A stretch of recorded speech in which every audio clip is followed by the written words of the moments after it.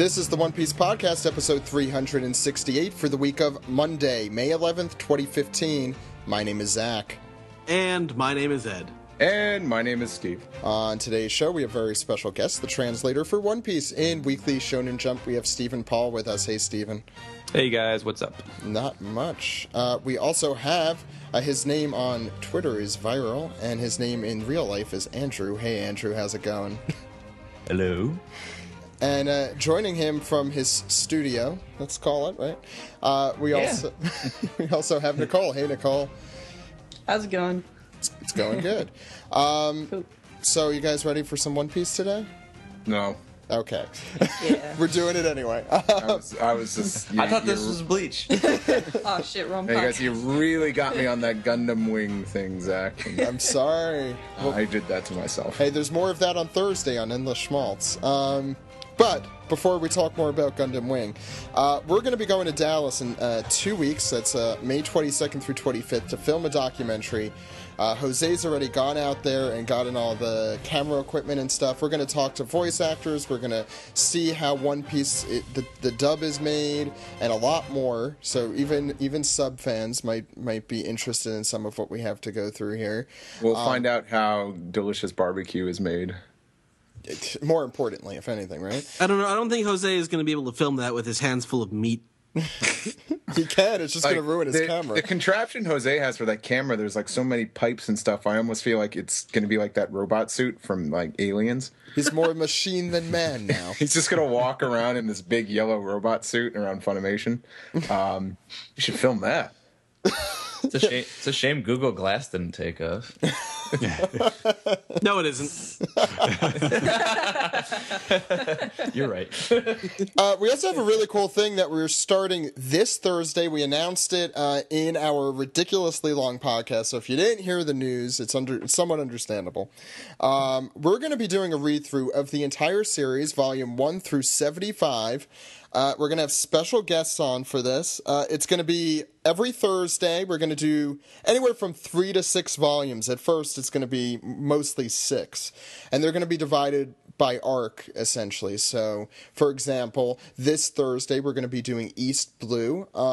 Greg and Steven and Jammer already came on. We already did a little segment with them. That's going to be part of it. We're also going to have Brian and Steve on as guests. And Steve, I know you've been a host for so long. It's going to be weird just popping in for something. Oh, so I won't get to introduce my name at the beginning? I don't know. I haven't decided what we're doing at the beginning yet. But... You'll be there. We're going to be talking about volumes 1 through 6. That, for those who don't know, it's Romance Dawn, the Buggy stuff. Up through Baratier. Up through Baratier. Kuro and Baratier. Is really on? Oh, man, Baratier still goes on. It goes on after that. Yeah. We're only going to go through up to the part... Yeah. Yeah. Oh, I didn't know that. And his name is also pronounced Luffy. For those of them. I always thought it was Barati, too. Yeah, like I always pronounced it Barati. That's interesting. We have a translator here, so... Oh, yeah. Yeah, no, I believe you. Stephen, we're going to ask the judge here. How is it pronounced? Baratier, there you have. Brian from Rick and Morty will be on that, and Steve will be on that. We could call it East Blue Part 1. Yeah, that's going to be East Blue Part 1. Then we're going to split them up, and it's going to be around 6 a week. We have the full schedule on our website. You could go to onepiecepodcast.com/OP readthrough. If you're reading along with us, please hashtag OP readthrough on Facebook or on Twitter. We'll definitely retweet and talk about what your guys' thoughts are going along with everything. Reading the first 6 volumes was a lot of fun this week. Have you, Steve and Ed? Are you? I'm up through volume 5. I need to read volume 6, but I am really impressed with the Kuro arc now. Yeah. Wow, I never thought I'd hear the day. Me too, actually. I don't want you guys to talk too much about it, though. I kind of want to... I want. No, that's all I'm going to say for now. That's it. We'll move on to the next item. I just remember the early days, and you guys were just like... It's not very good in the anime. Devil. Yeah, that's the thing. The anime... I was an anime The anime watcher, is the thing I saw first. Me too, yeah. And Kuro was not good at it. I don't want to reveal where I'm at right now, because I'd be embarrassed, but I'm surprised how many things were cut from the anime. Like, not just, like, edited, like, violence and all that, just how much, like, fat was trimmed in the anime. Like when Gaimon appears. That's more like anime. they took the fat and they just moved that somewhere else. Okay, let's stop. You gotta stop talking about this now. Anyway, sorry. all that and more this Thursday and every Thursday except for next Thursday. If that's confusing to you, you can check out the schedule. That's because we're going to be in Dallas. So every other week, all summer long, it's going to be 15 episodes. Look forward to that. And hopefully we'll have you guys on as well, Andrew and Nicole.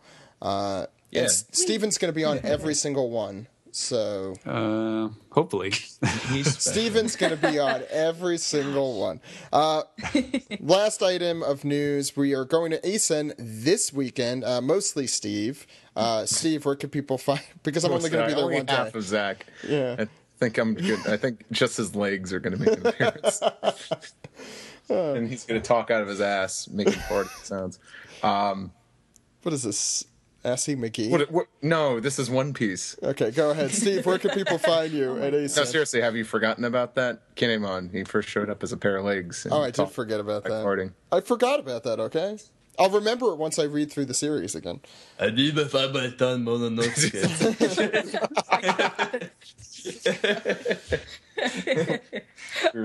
resist.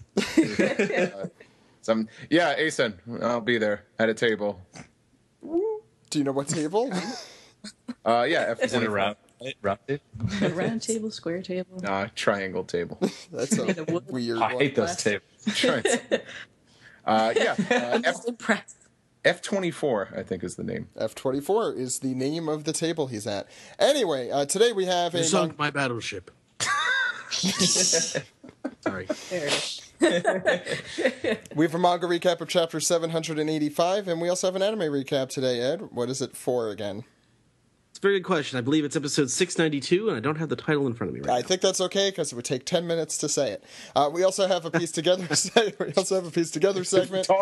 We said the name of the episode, the podcast would be over. We have a piece together segment. This is an exciting episode because it's a good chapter, I think. But we'll discuss that. Let's see what we all think about that. Why don't we get into it right now? You guys ready? Yeah. Mm-hmm. Yes.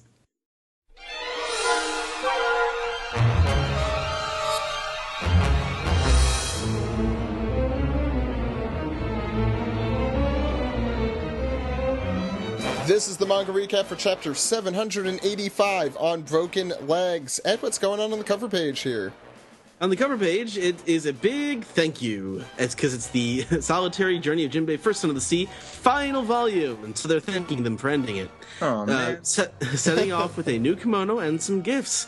All the animals are, the sea animals and the people on the coast are wishing Jinbei good luck with Wadatsumi, and he's off to probably rejoin the Straw Hats again. What? There's no proof that that's what's going to happen here. No, not at all. That's what you want Clearly to says happen. right there. It clearly says in bold letters, they're going to join Luffy. I'm really surprised this is the end. Me too.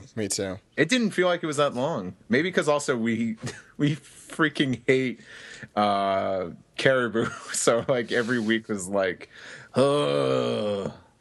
His was much longer. Caribou's volume number, who gives a crap, we hate you.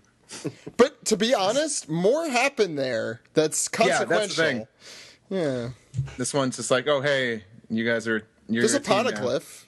We had a poneglyph. That's the only thing I could think of consequence, and I guess it's Nothing came out of it.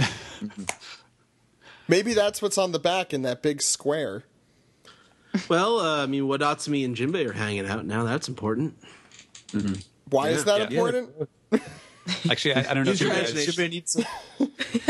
I don't know if you guys saw this, but a friend of the podcast, Joey Weiser, was pointing out on Twitter that I think if you zoom in, it kind of looks like Jinbei's new kimono has a Panda Man pattern on it. Huh. I don't know. To me, it looks like Circles. Or left. Kind of looks like skulls. It's either that or that. his enemies that he's killed. The pattern is irregular, to say the least. Well, Greg will probably talk about it on OnePiece.com in a few weeks. Well, we got to ask, since, we don't get that many cover stories, what were your overall opinions on this, the Jinbei Jinbei's solitary journey cover story. Pick somebody to go first. I was going to. Andrew.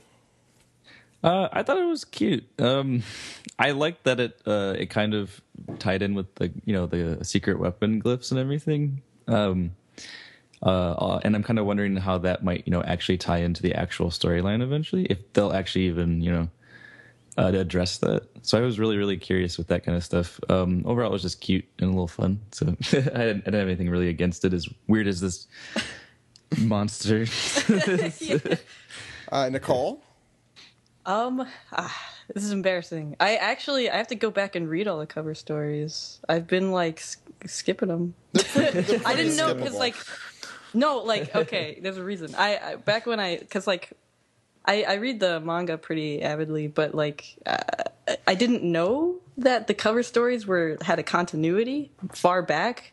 So I felt like I was too late. So I was like, you know what, I'll just go back and read them all eventually. Just go through all of the fucking the chapters, and it'll be cool when I do that though. New stuff. They kind of all stand alone, so you can read each one as its own Yeah. thing. Mm-hmm. Yeah.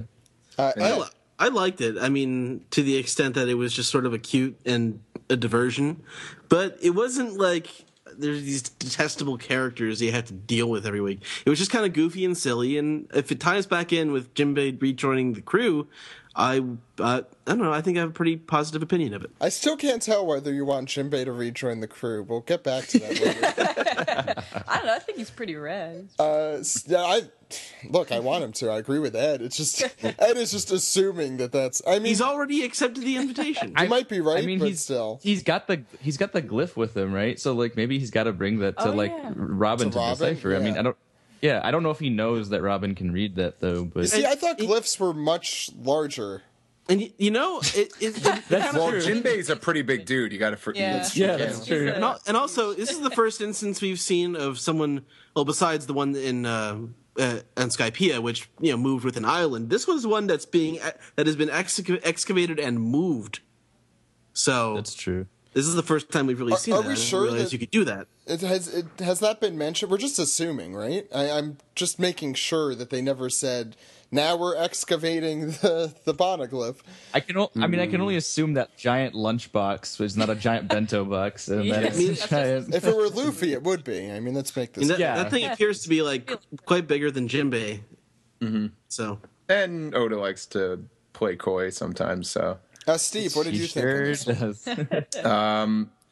I'm curious if I would have enjoyed it if it wasn't Jinbei. I really like Jinbei, so I think that's why I was totally for this the entire time. But it was like a very easygoing, funny, cute little cover story, which was like a change of pace considering what the Caribou one was. I'm trying to focus on some of the things that were used in this cover story, like. Those ruins at the bottom of the sea that Wadatsumi kept throwing up, those have to have some sort of significance. So ruins at the bottom of the sea, you see it everywhere. That's not a normal thing. So They're not dime a dozen? No. I see them everywhere. I don't know. Unless, I don't know, I got to check the Atlantic Ocean sometimes, but I think you get poisoned through the skin from going in there. I don't know where I was going with that, but when I was going this is, I wonder if any of this has to do with a certain kingdom that if you say its name, you get shot. Yes. Atlantis? I'd be really disappointed if the kingdom, what's the term for the kingdom again? Bork? Yeah, Bork. Bork. It was Bork. Nice callback, Zach. No, the ancient kingdom. It's like, oh, it's just Atlantis. I'm like, well, we got Fishman Island already. Who cares? I wonder if those ruins have any significance, and I feel like they do. It's fishmen live below the sea, and as silly as One Piece is, I feel like Oda puts a lot of stuff in for a very specific reason. Yeah, he usually calls back or has a reason. That's all he does is call back. Yeah, I know. That's why it's he just uses everything. Steven.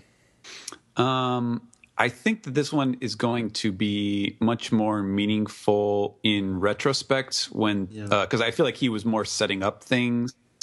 I had not considered the possibility that the big package there was actually the poneglyph, which does make a big difference in the stuff with the ruins. But yeah, I kind of feel like in the future it's going to be like a Garp thing, like Garp was introduced in one of the cover stories and he was just a marine guy with a dog helmet on with narcolepsy. And narcolepsy. And then it turns out, that in retrospect, I was like, oh shit, he's, Luffy's grandpa. Like, he's a huge character. Yeah, how come he doesn't put the dog hat back on? Yeah. I do love the dog hat. The real question. He had to move on from his past.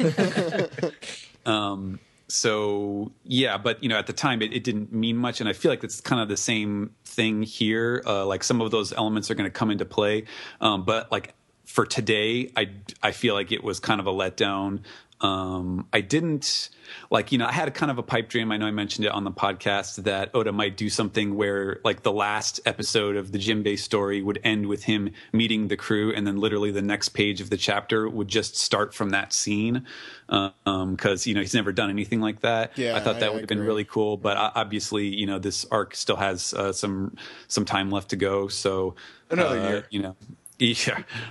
So realistically, I guess that was not likely. But I just kind of felt like it felt like he was just sort of puttering along. It took its time. It wasn't in a real hurry to do much of anything, which was a little weird given that Jinbei is off to see the crew and he's just like, oh, I'll just stop and run some errands first for these. It's like a guy in an RPG or something. You're just doing all the side quests. What happened to Officer Barkley though? Right. Yeah, that's the real question here. I think we got some good mileage out of this. It was this is very Oda just being fun and silly, but hiding some very important things in the background. If that's not the poneglyph, I'm going to be pretty disappointed because I want to know what the hell it says. No, it's just my lunchbox. Anyway, he's like, I have to go get Robin. I'll be right back. I think we can move into the chapter, unless people want to predict what they think the next cover story is going to be. We got a long time before that's going to happen. It's what the honeymoon, Baby 5 and Sai. Nice. Oh, that would be perfect. That's my vote. My vote. It's pretty early though. Would they do that while they're still going through? Maybe it's the marriage and the honeymoon, and then it turns into something. Well, no, not like that, but in a different way. And then they get another. Oda usually likes the buffer, polyglyph as a wedding gift. Yeah. Oda likes the buffer though. He usually has to he likes to have an arc between that arc those characters came from. So I wouldn't be surprised if it's the. I think someone made a joke on Twitter years ago. It's Monet and Virgo open up a snow cone stand. But I really hope not because I really hope Monet is dead. I realistically believe that it might go back to animals. Well, yeah, we're gonna get that for a while. We're gonna get those for a while. We gotta go Maybe we'll get a Dex of the World type deal, but we haven't had that in a while. Oh, you guys mean what do you think the next adventure will be? Yeah. Like little mini adventure. Oh, okay. That's fine. It will be Luffy with sheep and he's shaving sheep. Let's start the chapter because I think we've been talking for at least. We've been talking for over 10 minutes about the cover stories, but I mean it is the end. It's the end. Yeah, we were discussing. Anyway, Ed, you want to start us off? Indeed, we pick up right where we left off with the zigzag punch clocking Doflamingo across the face. What? Python, sure. Zigzag punch.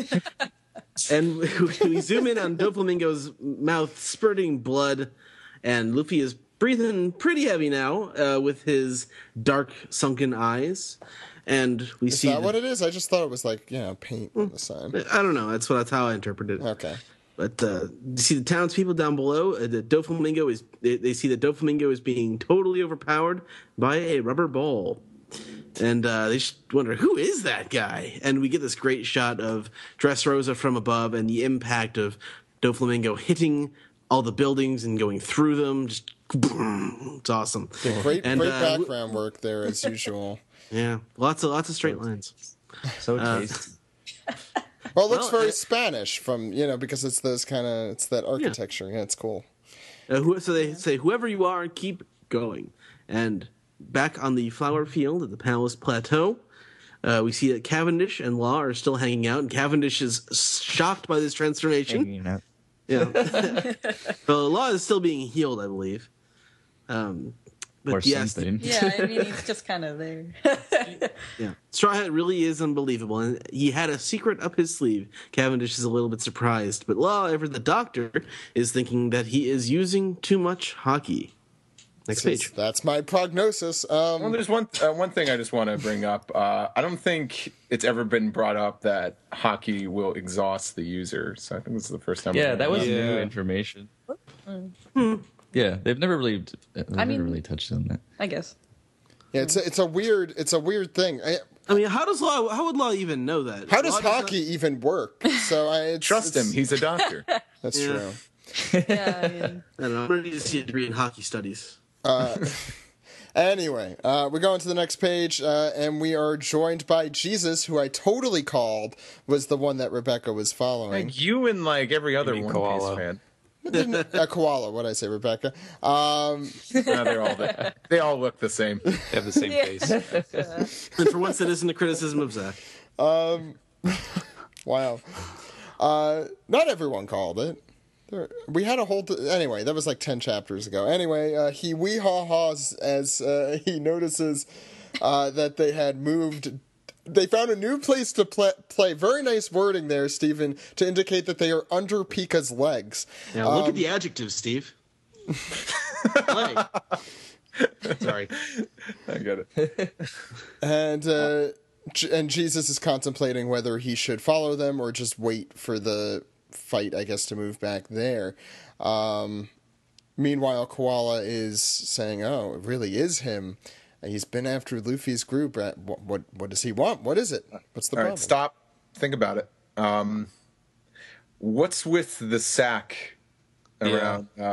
It's fruit. it looks it's like a fruit devil themed. fruit. Yeah. Yes. It's fruit themed, right?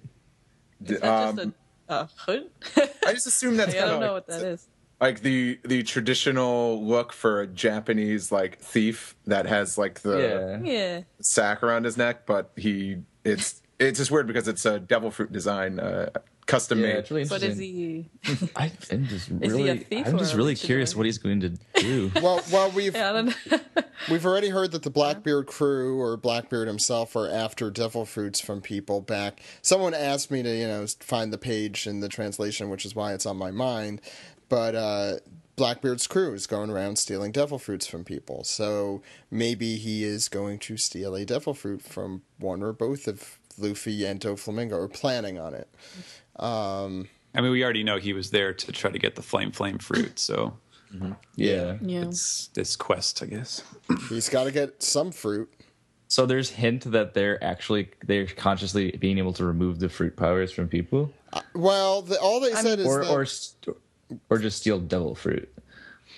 it's a good question. I forget what it was worded. This was talked about back at the end of Fishman Island, right? Just acquiring more devil fruit powers. I think it was how Jinbei described it. Yeah, I could get the exact quote in like 5-10 Yeah, minutes. If you if that's want the me to. case, it probably was along the lines of them. He just wanted all his teammates probably to have like devil fruit powers or something, which Well, is possibly what. I'm not quite sure what the like the end goal is with Blackbeard, Yeah. but it's pretty menacing. I think, It's too early to tell. I know. I think Blackbeard wants at least one more devil fruit Probably because he has a thing with three. I have the exact quote if you want me to read it. Best things coming Yeah. through. That's- He says, yeah, like he's got a lot of things, like the recurring themes with the number 3. Jinbei said, according to rumor, this is Stephen, your translation.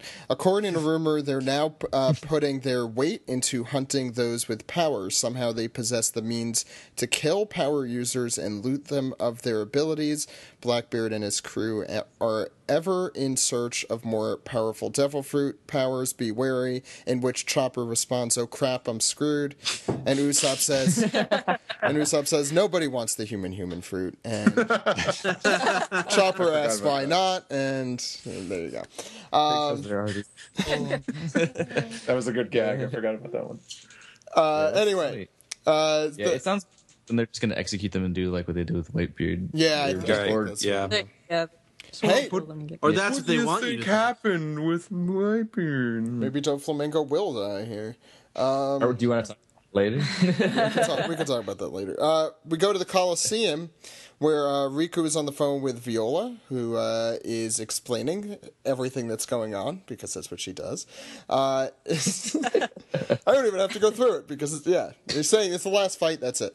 We go to the Smile Factory, and we see the birdcage, up against the factory itself, and Frankie yelling, "Get out of there, Tontatas! We've destroyed everything inside. Let's get out of here, evacuate. The factory is moving," and they all scuttle out of there. That's a The scuttle. factory is moving. Thank you. Wow. Much Zip, better. zip, zoobity-bop. Zip, zap, zooey. Zoobity-zoobity-bop. And Frankie explains that, look, it's made of the sea stone, sea prism stone, I forget all the different ways that's described, saying that it'll stand against devil fruit powers. But look, it's still being pushed instead for some reason. Well, because it can't be destroyed. Right, but it's still being pushed. It's still being It can still guided. the integral Structural integrity. Yeah, the structural integrity of the building can still be compromised, though, right? If it gets pushed too much, I'm sure it can fall apart. Or if Yeah, other it might things tip hits over. it. Yeah. I don't know. Yeah, it just I mean, won't be by the powers themselves, because they can't harm it. Andrew, all you. You Because get we're on the next page. What's that? Frankie says, looking off to the set. He says he signals over to Zo. I forget that they. I'm sorry. It's okay. I We completely call him forget Zoro. that they. We call him Zoro. He sees that Zoro and Kimon are off, flying in on their creepy ass bird. Yeah, we get the Like, return Frank- of Flappa Flappa. Flappa. I would have killed for Flappa Flappa. Then they say, "Yay, Lolo Land," which reads as "lol." Lol. Oh, Zoro Land, actually, but yeah, that That looks like that an font. L. Oh, yeah. I see. that font does look like a funny L. Come on, Steve. Wall Land. It's something Bartolomeo would say. That's true. Okay, good. I'm saying that name right then. Yeah. I was always Yeah, afraid he of was saying just his worried name wrong. about that. Yeah. They're like, "Frankie!" And they're all excited. And then they're like, "Sir Robot!" They're all just yelling Frankie's name. Zoro's like, "I'm gonna stop the strings. It might buy us some time." And then they're all like, "Whoa, that's cool!" Like, woo! They're all the little fairy people are really excited and they're all jazzed. Sparkles in their eyes. Yeah. They do. Their eyes are filled with diamonds. They're all just Frankie's like, "Oh, I never considered that idea." All right. So Well, he's still got a laser he could use, if I'm not mistaken. It's true. I mean, Frankie's just been dropped off of a tower. You got to cut him some Yeah. slack. Oh my god. What's the term I'm thinking of again? It's Chekhov's laser. We still have a laser. It's not what that's called. Oh my gosh. Is Frankie contemplating something new, or is he just figuring out that Zoro could probably cut them at the end? No, I think. I'm sorry, Steven. Go ahead. No, yeah, I think because it's after he says, "Oh, I never considered that," and then he goes, "Oh," and then something occurs to him, but Right. since it shifts the scene, then we don't know what it is. Yeah. He's got something up his sleeve. Cliffhangers. Yeah. Keep going. Yeah, maybe they all have a good idea of what they can do after, or maybe he's got a cool thing that he can do. He's like, "Oh, we can cut it." I'm hoping no one will have to do anything, but I feel like I'm going to be wrong. Oh Go yeah, ahead. maybe Luffy can just beat Don Flamingo enough that the strings just go away. So now we cut to the town center square with Luffy and Don Flamingo. It says he control. This is, I think, the inner monologue of Don Flamingo, if I'm correct. He's like, he controls his rubber elasticity even in an armament hockey state. A melding of armament and rubber. Luffy comes in. "If I don't hurry, my gear forth will run out of time," which I didn't know. I was always curious how quick that was going to be. It's really hard to gauge the time. That's only been one chapter when you think about it at this point. It's Yeah. an hour and a half, yeah. Or not even 1.5, maybe one. He's Yeah. maybe been like fighting Don Flamingo for like a minute. Yeah. Yeah, this Or is- maybe not even. remember, this whole arc has taken place over one day, and it's still light out. Yeah. So. That's true. Oh my god. And you know, I look back at chapter Jesus, 7. Fergus. Yeah, I- Jesus. I look back at chapter 700, and what is it? The Fleet Admiral Sakazuki, Akainu. There we go. Said, I'll give Fujitora 1 day to clear this up, and I'm like, oh shit, it's still been 1 day. So were the Straw Hats Fujitora is the best admiral. was Fujitora gambling with breakfast at the beginning of the arc? Come on. The crazy thing is, I think it's been a half a day or less, because I don't think that was the morning. I think that was like midday or brunch. Maybe it was brunch, gambling while I'm going to call for brunch. All of this has been happening between like 2:30 p.m. and like 6 Like, p.m. No, like the matter of like 5 hours or something like that. Yeah. We need, Oh, that's we need crazy. like the Law and Order dun dun to show us the time. Yeah, exactly. Law and Order. So you have Law. Go ahead. You Sorry. got Tra Law. Yeah. Then Luffy goes gum gum double, and then it cuts to Don Flamingo getting off the ground. He's like, so it seems you know how to use your abilities, but at a considerable cost. How many seconds can you last? You must have risks to balance. That's what she said. And then Oh God. The zing. what is this? Culverin? Culverin. Cannon. It's like a cannon. Yeah. Okay. And so gum gum double Culverin. And then he uses off white, which Which uses, is true because it's more of a gray because he used gray tones is for this effect. Come on, Oda, get your shit together. No, it's off white. It's not quite. Oh, that's true. Not quite white. And then he goes, "Why did those strings just pop out of the ground?" Stephen, can you explain why? I could explain because we just get the bombshell of the chapter. Doflamingo says there's an entire other stage to using the powers of your devil fruit, awakening your devil fruit powers. And Luffy looks down with shock because the buildings themselves are turning to string. Not That's Don Doflamingo himself, but yeah, the entire world around him is basically coalescing into this like spiral pattern thing because they're just reaching up and over towards him. And Doflamingo explains, yes, it is rare. It doesn't happen often, but some powers can awaken and affect objects aside from the person who is wielding them. And Jesus, Fergus. yeah. And Luffy is shocked. He's like, "What? Everything's turning into string." It's it's almost like he isn't a paramethea, which is the Viz translation. It's I think paramecia is the other one that people use. But yeah, of course, like normally if you have these powers, you're the paramecia style. You can only do it with your own body, but here Doflamingo is using it to affect everything around him. But we also heard of the awakened Zoan users and Impel Down. So it seems Our first chapter we did on this podcast. But if it turns out they are referring to the same thing, and it's not entirely clear that they are, then awakening might apply to all kinds of devil fruits and not just paramecia. Yeah, because That's can fair. Logai? I don't remember Logai being able to affect their surroundings. Do they? I thought they could still only affect themselves. How do you pronounce that? I got chastised. It's Logia. There's- I pronounce say it. Logai. Oh no, Steve pronounced it Lugia or Lugia. There has been The Pokemon? yeah. Oh, wow, Ed knows a Pokemon. I've heard Logia, Lugia. I've heard a bunch of different things. Is it I my tried first to- It's one said Logia. It's Logia. Yeah, we'll check with our judge. It's Hardji. Logia. Steven says Logia. Sorry. go Well, ahead. wasn't like Lucci the first one to kind of introduce this? Wasn't he like an awakened? I don't know if it was described as awakened, but it was like, oh, I'm a Zoan user, but I'm better. He might have just said that. I don't remember him saying anything to what you're alluding to. What if Chopper's pills are activating his awakening? See, I think that might be true. Like, what if Zoan users can awaken, they can hit more points like Chopper? Yeah.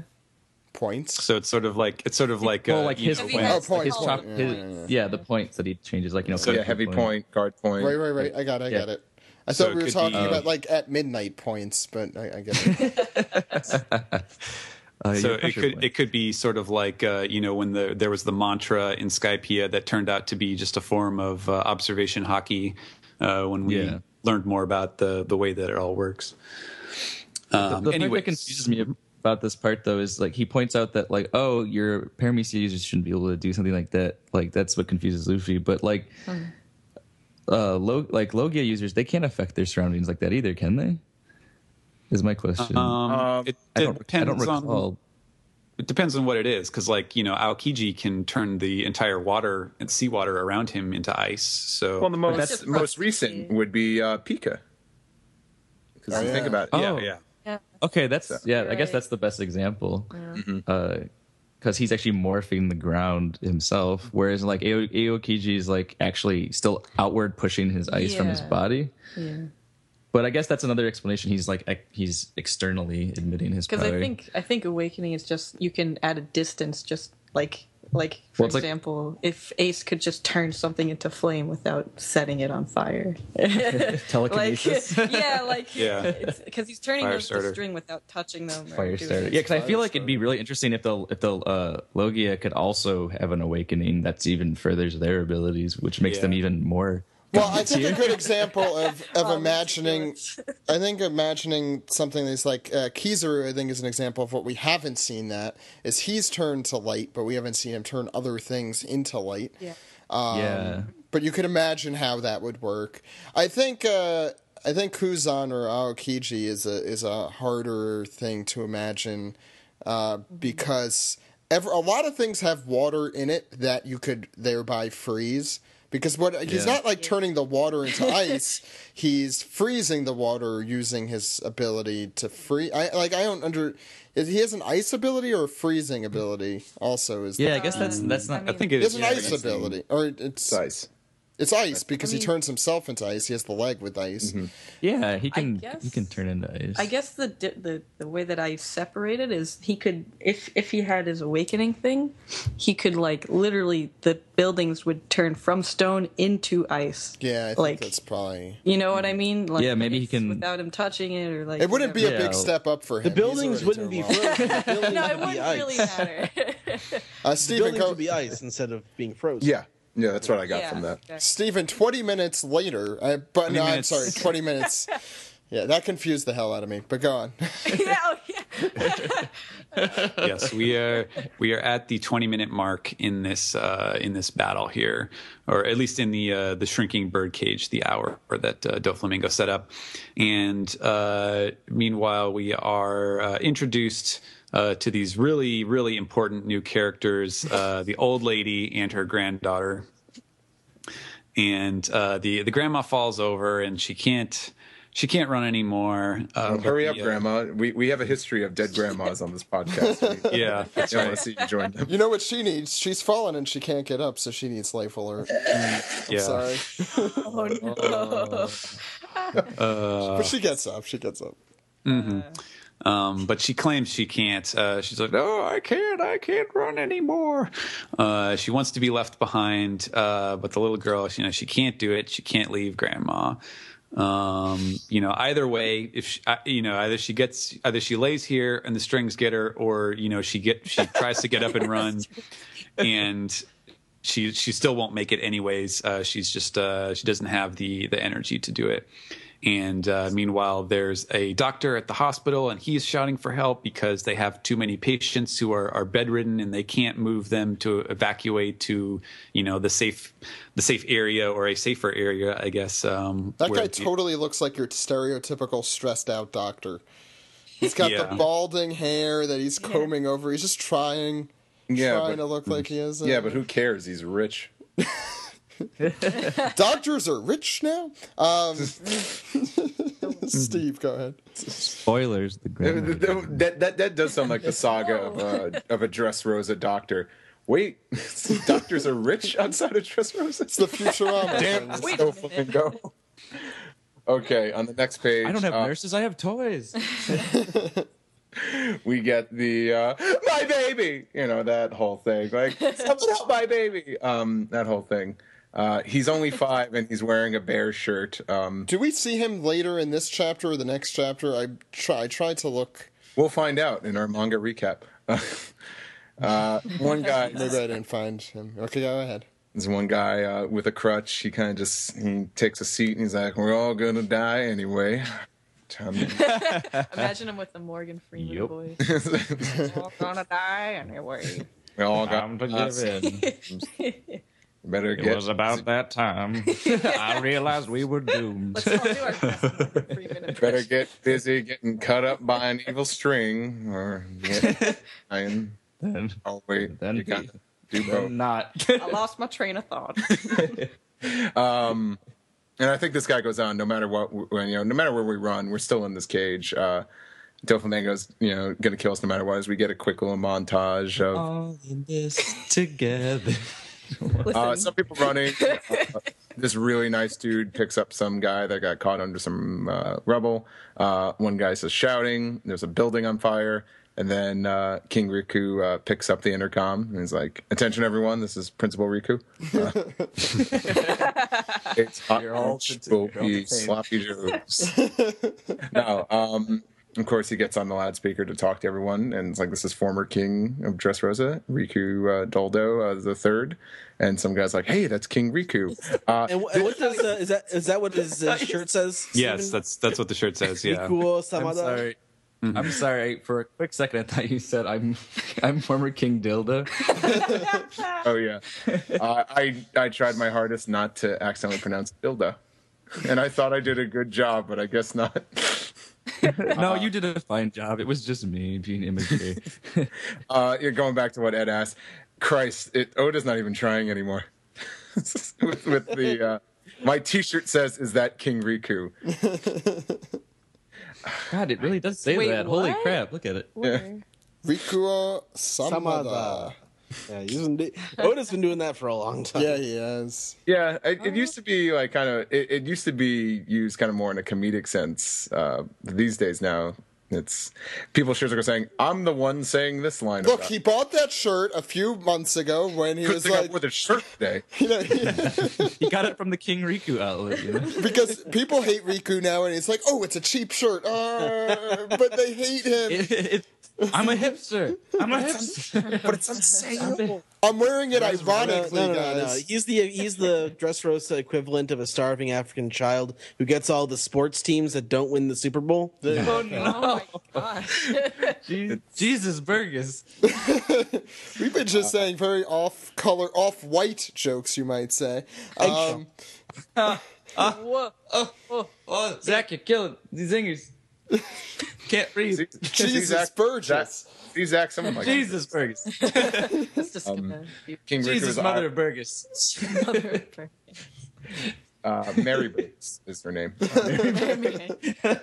Judas. King Riku says, "I will now proceed to explain everything that is going on in this story arc." He's like, I hate breakfast this morning. "Shut up!" He says like the old man syndrome. Well, I ate some real great tea today and got out of bed today. I actually woke up this morning. I was thinking more Futurama. It's like, well, I brushed my teeth. I had a piece of toast. Yeah, that's what I was thinking. Ate a piece of toast. No, he says like, hey, this, we're surrounded by this bird cage. It's all part of this game. It's like, in case you weren't aware, the power of this cage is slicing through our town and it's shrinking more and more. Stating the obvious, okay, but as we get more people rawing, as they're stopping what they're doing and listening, it's like no doubt, this is all very sudden and you're unable to process all this. A lot of shit happened today. Toys turned out to be our family members we didn't know existed, and then those said family members started trying to kill us. But I assure you, this is not a dream. In case any of you were still thinking that, as we get kind of a little wide shot of some citizens looking on. Before we continue, I just want to point out the poor man's Mario. He actually looks like Law in disguise with the mustache. Yeah, kind of. I was gonna say, It is me. like Captain It is Blue. me, Law. You thought Law's disguise sucked. You thought Law's disguise sucked, but clearly it was good. It looks just like this guy. I like this guy. It's me, Law. It's like Lolly. an alternate walk poster version of him. What are we going to do? Oh no! Continue. Yeah. And this is not he continues. This is not a tragedy that began today, and for the past 10 years, Dressrosa has been ruled over by a pirate, and trapped in the midst of the birdcage called Dressrosa. For those 10 years, we have been puppets on his strings. I love that little picture with Doflamingo in the sky. That's an album cover right there. Just like Doflamingo in the sky. No diamonds though. It looks like some sort of Gatsby poster. Yeah. To the house. Yeah. No, yeah. The great Joe Flamingo. That doesn't really work. What's the main guy's the guy who follows or who's the main guy in Tobey Gatsby? Maguire. Yeah. Toby Maguire. Yeah. Tobey Maguire's character's Law, and the only difference is that Law fucked up, and Tobey Maguire didn't. Yeah. Well, he The did. great Jokersby. Yeah, going to the He got a little therapist. fucked up. Like he got PTSD. Yeah, I guess there. that's true. Anyway, So this is their reality. We see Kyros and Rebecca sort of looking off to the side there, but very soon it will be over. The seemingly invincible Don Quixote family, through the work of the mighty warriors gathered in our land, are nearly vanquished. As we get a little bit of the Colosseum warriors and Don Chinjiao being very nice with Hyrule there. He put his hand on his chest like He looks so sad because His limp skull- head. Yeah, his skull is bent. Yep. So all the family's officers are defeated, and everyone is very surprised by that. What? The only foe left to defeat is Don Quixote Doflamingo, the current king of Dressrosa, and we see Doflamingo with this strained face, and he's dodging. And then we see Luffy dodging Doflamingo's attack that he is really straining to attack him with. So, man, that's I like the way it's narrated. It's this sort of flashing between each scene on the island, and yeah, you can kind of picture how it would cut. Like, it's really cool. Yeah. It's like if you were like watching it on a monitor, like Yeah. I mean, he's always been very cinematic with all yeah. this. And I love that pose of Luffy. Like, he's like a gorilla, which is great. No, he's He's no Reminds me of, longer like, how- Monkey D. Luffy. He's Gorilla D. Yeah, gorilla D. Luffy. I think we got that, Zach. I think that's the winner. He's, So next he's page. the first Admit the D is member donkey. of the Straw Hat Crew. Hat. Yay, straw hat. Nicole. The will of D. The will of D is here. It's okay, guys. I get it. I get it. Us and that one listener. The guy's like, yeah. I love Donkey Kong 64. Nicole, yeah. Oh, you. Yeah. Yeah, Okay. Oh, turn the cool. page. All right. King Riku continues his speech, and we're cutting between. I think Luffy's dodging, or is he? Yeah, he's dodging Doflamingo's strings, and he's saying, "Battling him now is the pirate Straw Hat Luffy. I have no doubt that he will destroy this birdcage, but whether he wins or loses, it will only be a matter of minutes." Which is raising the tension there. That actually made me realize something. He's actually putting a timestamp on how long Luffy might actually stay in that ability. Yeah. Even though he doesn't know Luffy's ability. Also, the birdcage. I mean, there's just lots of lots of time limits happening right now. I don't know. Minutes usually equal like episodes. And, Yeah. We so, go by the Dragon Ball rules. 5 episodes karaoke. later. And he keeps going. He's like, "So I beg of you, do what you can to survive. Ensure that not a single person is crushed by the shrinking country. Just keep running on empty lungs, on broken legs." As the chapter. That's the chapter title. Very clever, Steven. And so it's just different shots of the birdcage shrinking, everyone running, just for a few more minutes. Find a way to survive, and everyone's looking real intense. Zoro. She found her baby. Is that? Oh, Yeah. She did. Fujitora found a baby. Yeah. Someone Damn, left that a baby. blind son of a gun. You didn't notice he was blinding. I couldn't. He was just like thank you. he was like feeling around with his stick, and he like hit the baby with the stick. He like, found it. Found it. No, it's funny. He was just like just touching the kid with a stick. I'm like, yes, that is a bear shirt. You are the lost boy. He's like, hold on, let me take my sword out and make sure I poke it correctly. Did you notice? Do you notice who's on the back of the shirt? It's Kuma. Yeah, I was gonna say yes. And, Holy crap! What the hell? The back of the kid's What? shirt right there. yes. And is anyone not familiar with what the Japanese word for bear is? I am familiar. It's Kuma. Yes. Kumamon. Oh wait, no, that's the Must mascot. be- So she in Japanese she literally says he has a Kuma shirt on, and so you think, oh, it's a bear shirt, but it's actually he's wearing a Kuma shirt. A Bartholomew.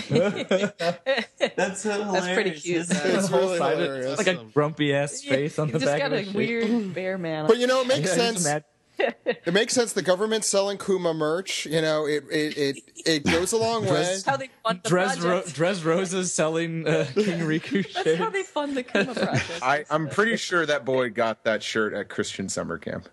I'm waiting for like one kid in one chapter in the future to be like, look at this monkey do Luffy shirt I got. It's a monkey on Yeah, or it's like an off-brand. That's Bluefy. Bluefy. So if But it shows like Nightmare Luffy on it. if you were speaking Japanese and you were thinking, oh, it's a bear shirt. No, it's a bear shirt. No, the bear guy. Anyway, go ahead. Yeah, so who's on first? Yeah, exactly. Who's on first? Who's on second? in the start of the next panel, there's a very impassioned Riku yelling, "There's still hope, so do not give up." And the grandma promptly gets up, Jesus. and she puts That on the most scared me. horrifying face, but she has the energy to run. Now, past her granddaughter who's crying, and she's like, "Okay, Grandma, I'm coming." And No, everyone's her granddaughter just, has a very ugly cry face. Or the daughter just immediately aged to the age of the grandma. She looks like freaking Elmer Fudd right there. Yeah. Oh, you're right. She can. I'm coming, grandma. I'm coming, Grandma.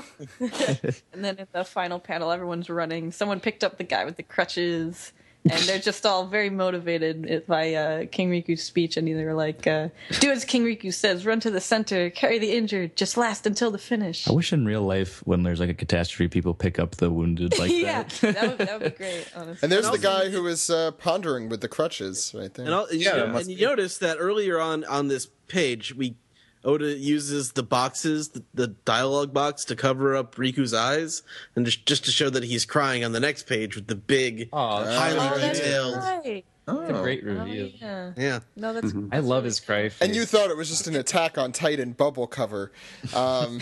Steve is the only person who gets that joke. Anyway, One more question, Steven. We have another I've read here. Yes, the guy with it looks like a marathon runner thing on his shirt, but it says Ikinobiru, which means to survive or to last. So which guy? With a He's shirt ready. today. Wait, is it on this page or the? Oh wait, no, I see it. Yeah, down it's there. the last Yeah. Very bottom. Okay, Yeah, he is wearing like a marathon tail. It's I need to start wearing t-shirts and hoping that whatever it says on my t-shirt comes true. Like if we wear the brand new One Piece podcast t-shirt, Banana Me, someone will feed me a banana. Or if I wear that new Hasn't shirt, happened yet. or if I wear that new shirt, I will give you $1 million, and someone just hands it to me. It would be great. Although people might interpret that as me giving them $1 million. If only shirts dictated reality. Yeah, wish granting shirts. I just printed a shirt that said, "I'm the king of the world. I'm now the king of the world." Steve, we got a big 2-page spread here. Yes, I do. It's time for you to die. That's what Doflamingo says. Mr. Bond. As I'm sorry, that reminds me of that stupid line from the Mortal Kombat movie. It's too bad you will die. Yeah.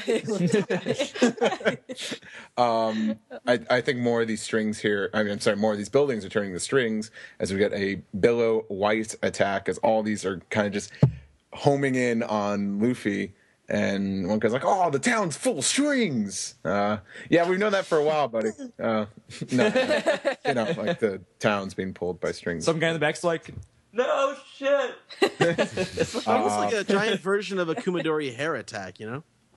Yeah, Yes. yeah. Well, Pika was doing the same thing too. He's kind of like, he did That's do true. that. Come on, Luffy guys, says, make new attacks. Luffy says there's no time left. He dodges one attack and he turns into what looks like a male reproductive organ during the wintertime.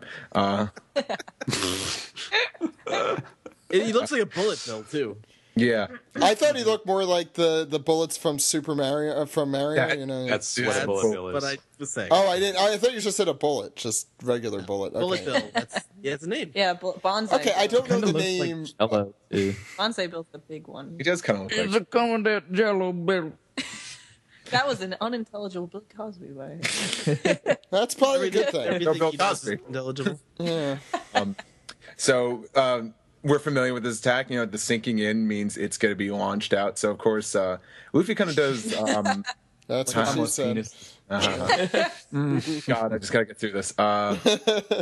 He doesn't name it, but I think Luffy's doing a gum gum bell right here as he hits one of the off whites with his face. Appears to Saying, "Out of my way," and Doflamingo appears from that hole that Luffy created, and he says, "This is the end." Who's saying this is the end here? That's Luffy. Okay. Get an awesome close-up shot of Luffy here yelling. I think it looks pretty cool. Doflamingo kind of just making like a face. It's his same That one. face that- What are you about to do? Yeah, He's like, you little shit. pretty much. Yeah. And then we go to the last page. And Luffy screams, Leo Bazooka! And painstakingly just nails Don Flamingo. It's the raw power of this panel is just so palpable. I'm Palpable. sorry, I just am Palpable. here for It's a combination of powerful and palpable. yes, Making powerful. Launches him down. We have another shot of just crushing through the buildings. Don Flamingo going kaboom. That's the palace, right? Yeah, I think it is. He's going Crushing through, that's what, into the second level of the plateau, I think. Yeah, good thing Jesus didn't go anywhere. Oh yeah. Oh shit. And then everyone going, yeah, just Luffy's screaming. Just like, They show one of those, anime imprints of someone's body. This hole's made for me, crap. And then Luffy's like, hey. I don't know what that. I think it translates to wheeze. He's like, because I'm sure maybe after this chapter he'll deflate or whatever. yeah. Yeah, I think that's Probably. likely. Ed, do you think Jesus is going to cash in his money in the bank, steal your devil fruit? Ah, yes. Yeah, I think that's Mother likely Mary what's would happening. Devil fruit in the sack. What would be interesting here is like if that just happens now. If that's the end of the fight, is Jesus just stealing the fruit and scampering away essentially, and Doflamingo finds himself I would without it. laugh my ass off if Luffy and Doflamingo are still standing off. Jesus is like, "Wee-ha! I'm here to take your devil fruit." And they both just punch him. And they just punch him, and he goes flying off. Well, remember Sabo is going after Jesus. Oh, yeah, that's right. Imminently he's about to intercept. Are we gonna now say our predictions? Because I have a prediction. Well, actually, first, before there's lots of prediction stuff to get into. Trust me. Let's talk about the chapter first, though. Stephen, what were your thoughts? Yeah, actually, my initial impression, the very first time that I read it, I was actually really kind of, I wouldn't say pissed off, but I was actually quite disappointed with the chapter because I assumed, you have Luffy saying that, oh, this is the end, this is the final attack, and I thought, and you have the scene with like the people celebrating at the end, and it just kind of seemed on my initial impression that this was the end of the fight. And then when I went back and reread it, I actually realized that it really isn't. Like, there are way too many things that are still up in the air. They keep talking about, like, the people are escaping from the birdcage. Presumably, when Doflamingo's beaten, the birdcage will disappear because he'll be knocked out. He'll be unconscious. So it'll be like sugar. The thing just stops. So everything is like still kind of in flux right now. It's a fluid situation, right? And so then I realized, oh no, this is probably, this is Luffy's last attack. It seems pretty clear that that's the case, and that he's going to have to deal with whatever the repercussions of using the Gear 4 is. But there's no way it's the end of Doflamingo. There has to be more to this, which actually makes it a lot more interesting, because what do they do now? Because Luffy, their best chance, the whole thing with, it's the end. It's, it's the whole battle comes down to Luffy versus Doflamingo. And, within a couple of minutes, it's all going to be over. And now it kind of seems like it is, but Luffy is done. And if Doflamingo gets back up, then what is the next step? Like, what happens? We'll get more to that in a minute. Yeah. Andrew, thoughts on the chapter? Yes. We'll do predictions after, because there's a ton. Yeah. Okay. I really liked it. I liked the pacing. I liked how I liked Riku's speech. I don't know. I'm a big fan of Riku and his crying. I love his old man tears and how much he loves the city. Oda is very good at drawing old men crying. That's what gets to me. Yeah, it really, really. Well, yeah, I don't really know how that's sexualized, but okay. She said, "Oh yeah." Oh, because Andrew said it's so. Oh, sensual. I didn't mean it like sex. I think this. I like the way you cry, old man. Yeah, I didn't mean it sexually, but yeah. Now that I think about it, I didn't read that at all. I think that was It's like, oh man, I like a nice warm summer day. Oh yeah, like what I just want to make love to this day. Go on. But anyways, yeah, I really liked it, and I liked seeing that, like, that first initial release of Luffy, like that chapter before this wasn't just the only thing that happened. Like, I was really hoping the next part wasn't him just deflating. It was just him still kicking Don Flamingo's ass all over the place. And I loved the fact that Don Flamingo just, no matter what he did, even though he used this new sub power that supposedly should make him god tier, Luffy still is just forget you, man. I'm just gonna still kick your ass. Which is the one thing I've always loved about Luffy, is this whole fight has reminded me of Crocodile's fight, and it's still one of my favorite fights, because there's just so much levels to him wanting to kick Crocodile's ass, and it's to the point where Luffy's beyond exhaustion. I mean, he does that most fights, but I just always really felt the pain and struggle and love Luffy just wanting to just kick Crocodile's ass so much that he had to punch him through feet, miles worth of bedrock and then into the sky just to beat him. So it's really cool to see Luffy once again finally doing some new move that overpowers all of his previous moves and destroying the bad guy with all of his might, just like that again. So it really, when I read this chapter and the previous one, it brought back all those memories of back then with Crocodile, and it just made me so nostalgic and happy. So these have been a really fun ride for me for the most part. Ed, I loved especially the end of this chapter. The dramatic narration. I mean, it's almost kind of a cliche in the One Piece world to have this sort of dramatic, stick to it, fight for your people, fight for the king, fight for your land. But that's the situation these people find themselves in. It wouldn't be One Piece if they didn't. So they have the emotion going into it. They sort of earned this moment with all the really dramatic stuff the country's been through over the last 8 hours. And I'm sorry, I think you mean 2.5 years. And I think you mean 2.5 hours. Lunch break. This all happened on a lunch break. A guy walks out of the building. Back to work at the factory. Focusing on the townspeople, I think also shows that it. With the grandma and all the people running, and with all the scenes of the people of the town of the country reacting to what he's saying, it makes it even more emotionally impactful. And Luffy is just kicking ass all over the place, especially the way he uses his head to go through the strings. That was one of my favorite little moments of the chapter. That have now been ruined by other images. Nope. No, it hasn't. Can't ruin that for me. Nicole. But yeah. Sorry. I enjoyed this chapter a lot. I did not think it was going to be the end of it. I think Luffy's going to be challenged coming up when he can't really maintain his power, and we'll see what happens with Burgess and Sabo too. So there's Nicole? that. You can go ahead now. Oh, me? Okay. Yeah. Yeah, I mean, it's kind of mirroring what most people said, but I did really like this because I like that they're really getting into it, and just like seeing Luffy have a new huge thing that's like the payoff for all those years that they were separated, and like, you know, it's just like building up his abilities to this. I don't know, it's just good, and also Doflamingo's, it's just good to see him get punched. Just like, he's such a jerk. Like he's a great character though. But yeah, like this whole chapter, the speech, that was really cool. I actually I loved the comic relief grandma. that made me giggle.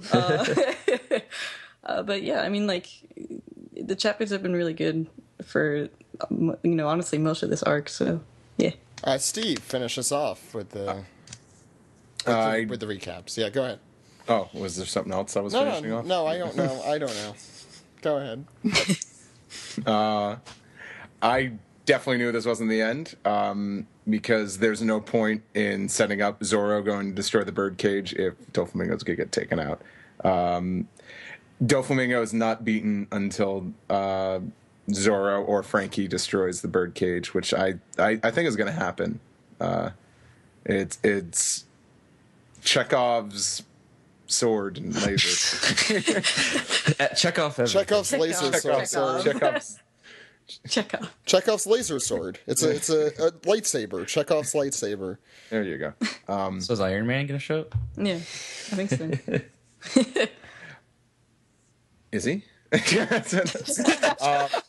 been so legitimate for that, like that. You have I get like breath, like, is he? It's the King Riku speech was nice. I wasn't really too into it, but I guess this is King Riku kind of refamiliarizing himself with his people. So like that was nice. That was like it was good for his character, but. I always felt like he already felt this way, so it was just kind of restating the obvious. But I guess the ordinary citizens did not know of it. I keep enjoying Gear 4. I think it looks awesome, and Luffy's attacks are really cool. But no, he is something bad's gonna happen in the next chapter. I think he's at his limit. He's gonna whatever side effects this gear has, they're gonna take effect, and Doflamingo is gonna stand up once again. But I think, we still got, I think we have a few chapters. I'll say that till Doflamingo is down for the count. I'd say 2 or 3. I'll say 7 chapters, Steve. But that's until they leave. No, that's the end of then I agree with you. it'll be the end of Doflamingo putting up a fight. I'm having a feeling a lot of our end of Dressrosa bets are actually probably underestimating, because... I'd be pissed off if Dressrosa ended 3 chapters. Next one, Doflamingo's like, I'm still alive. Punch this, knocked out. All right, we gotta go, everybody. Sorry about the mess. Wish we could help. We gotta go. I've been constantly underestimating a lot of the big story arcing stuff, so I'm very glad that happens. I don't want to be able to predict what will happen next, even though I constantly try. I was actually the opposite. I'm expecting it to be longer. Yeah, me too. Recently. Well, there's still a lot of stuff not addressed. Yeah, exactly. So there's just so much happening that it seems like we're still at the top of. Well, I mean, there's something that Law mentioned 2 weeks ago. Sorry, because we had a break. But the last chapter is that the world's really going to feel the reverberations of this, and if any of us, and we all have, since we have read One Piece up to this point, know that after big arcs there are big reveals. And I think since this is the biggest arc we've ever had, running at closing in on 2.5 to 3 years worth of material, and maybe close to 100 chapters when all is said and done, we're going to get some huge reveals. We're probably going to travel around the world, and we don't even have to have a Decks of the World thing yet. I think we're going to probably just see a lot of people reacting to shit after this, and then we may set off after that. I don't know about you guys. I don't feel as much of a rush in these last few chapters, and I think it's after what Andrew said. It's such a big fight feel, and honestly, we haven't had that in years because Caesar wasn't much of a challenge to Luffy, and honestly, No, he just hit him like with one punch. yeah, didn't he? and honestly, Hody just kept getting up and was just more of a Hody, nuisance. no. It's like, oh, Hody, God, stay down. I mean, Kick your ass, just stay down. The crocodile fight is one of my all-time favorite fights in One Piece, and to compare this fight with that only complements the fight with Doflamingo so much. It's so I don't mind. I want to see this get intense. I want to see this get brutal because it's a fight. I want to see if it's gonna be a fight, I want it to be a good fight. Andrew, so yeah, what did you think? Or what do you think's going to happen next? Do you have any? Well, I actually have this interesting theory that I think since Don Flamingo's pushed up against the wall, it's unfortunate would be I would love to go with like Steve and say like Luffy just has to keep continuously fighting him and just keep this fight going out longer and longer. It would be great. But part of me believes that I have this, I don't know why. I don't know if I have really any evidence to prove it, but I feel like some crazy thing's going to happen where Don Flamingo is going to be there. I don't know if he's going to get up or if he's still just going to stay stationary. And then I feel like Sabo's going to come and grab him and either execute him or try and take him. I don't know why, because I don't think the revolutionaries care too much about Don Flamingo for the most part. I'm not sure. It's very hard to see exactly what they're because they were here for a different reason, I think. Yeah, it's Well, you do say it's just a feeling. To me, that just comes off very strange. Also, it'd be kind of very dark but yet funny if Doflamingo's like, nah, this is it. I'm gonna kill you, Luffy, and then like Sabo just cuts his head off, and Luffy's like, dude. Well, that's the thing. I was fighting that. I feel like they might reveal that Sabo isn't everything that he seems to be. Like, he comes back with a price in Luffy's life. And I kind of feel like that he might, because I don't know why. Maybe it was just the anime. When I watched some of the recent episodes, they make him look very evil. That was the anime. psychotic. That was the anime. I don't think that. Okay. I don't think that's Oda. I didn't get that through the comic, but then I was like, maybe there's just something that they could only get to the anime, and I'm like, I don't know, he just looks really evil in the anime. that would be I think like just looking a little too far into it. But And then again, I don't know. if you go by that, like, oh, if the anime does this, then well, that's not my Robin's tits can like stay afloat midair and she could fly. Yeah. But my that's not my full driving force. My full driving force is more so like it would be interesting of a story thing to show that like Sabo comes with a price mostly. That he's not actually like, the dream guy that like he thought like he would be, like Friend coming back. Like maybe him being a revolutionary or him like being hardened has changed how he operates. I don't think that would fit with the character that Oda was building in the flashback and in the present day. It's an interesting premise, but I think Sabo is filling the void that Ace left. It also is not very. Mother that's looking after him. And I can't see Luffy be like, "Yo, you changed, man. You changed." It's like maybe when I was like, I don't know, how old was Sabo? Like 10? Yeah. Like People change. It's not very One Piecey though. There's a lot of time. Yeah, I mean, we are not clear entirely about how far the revolution. It's either something like that, or I feel like something with the CP0 is going to go down because they're still on the island, right? Oh yeah, that's right. I'm not entirely sure. No. They may have left. I don't know. And that would look pretty bad on Doflamingo's part if they're like, no. Nothing happened. Go about. I'm gonna close the bird cage on the CP0. No, it'd be funny if like the cage comes down and is like, oh, Doflamingo, we come in here and we vouch for him. Wait. Tell him Why are CP0 old Jewish men? they're rabbis. They don't even look. Doflamingo, come Doflamingo, we do you a favor. Then you trap us on your island with the strings coming in, and I don't even feel like. What happened to your father? You don't even wear the mask we got you. It looks so nice.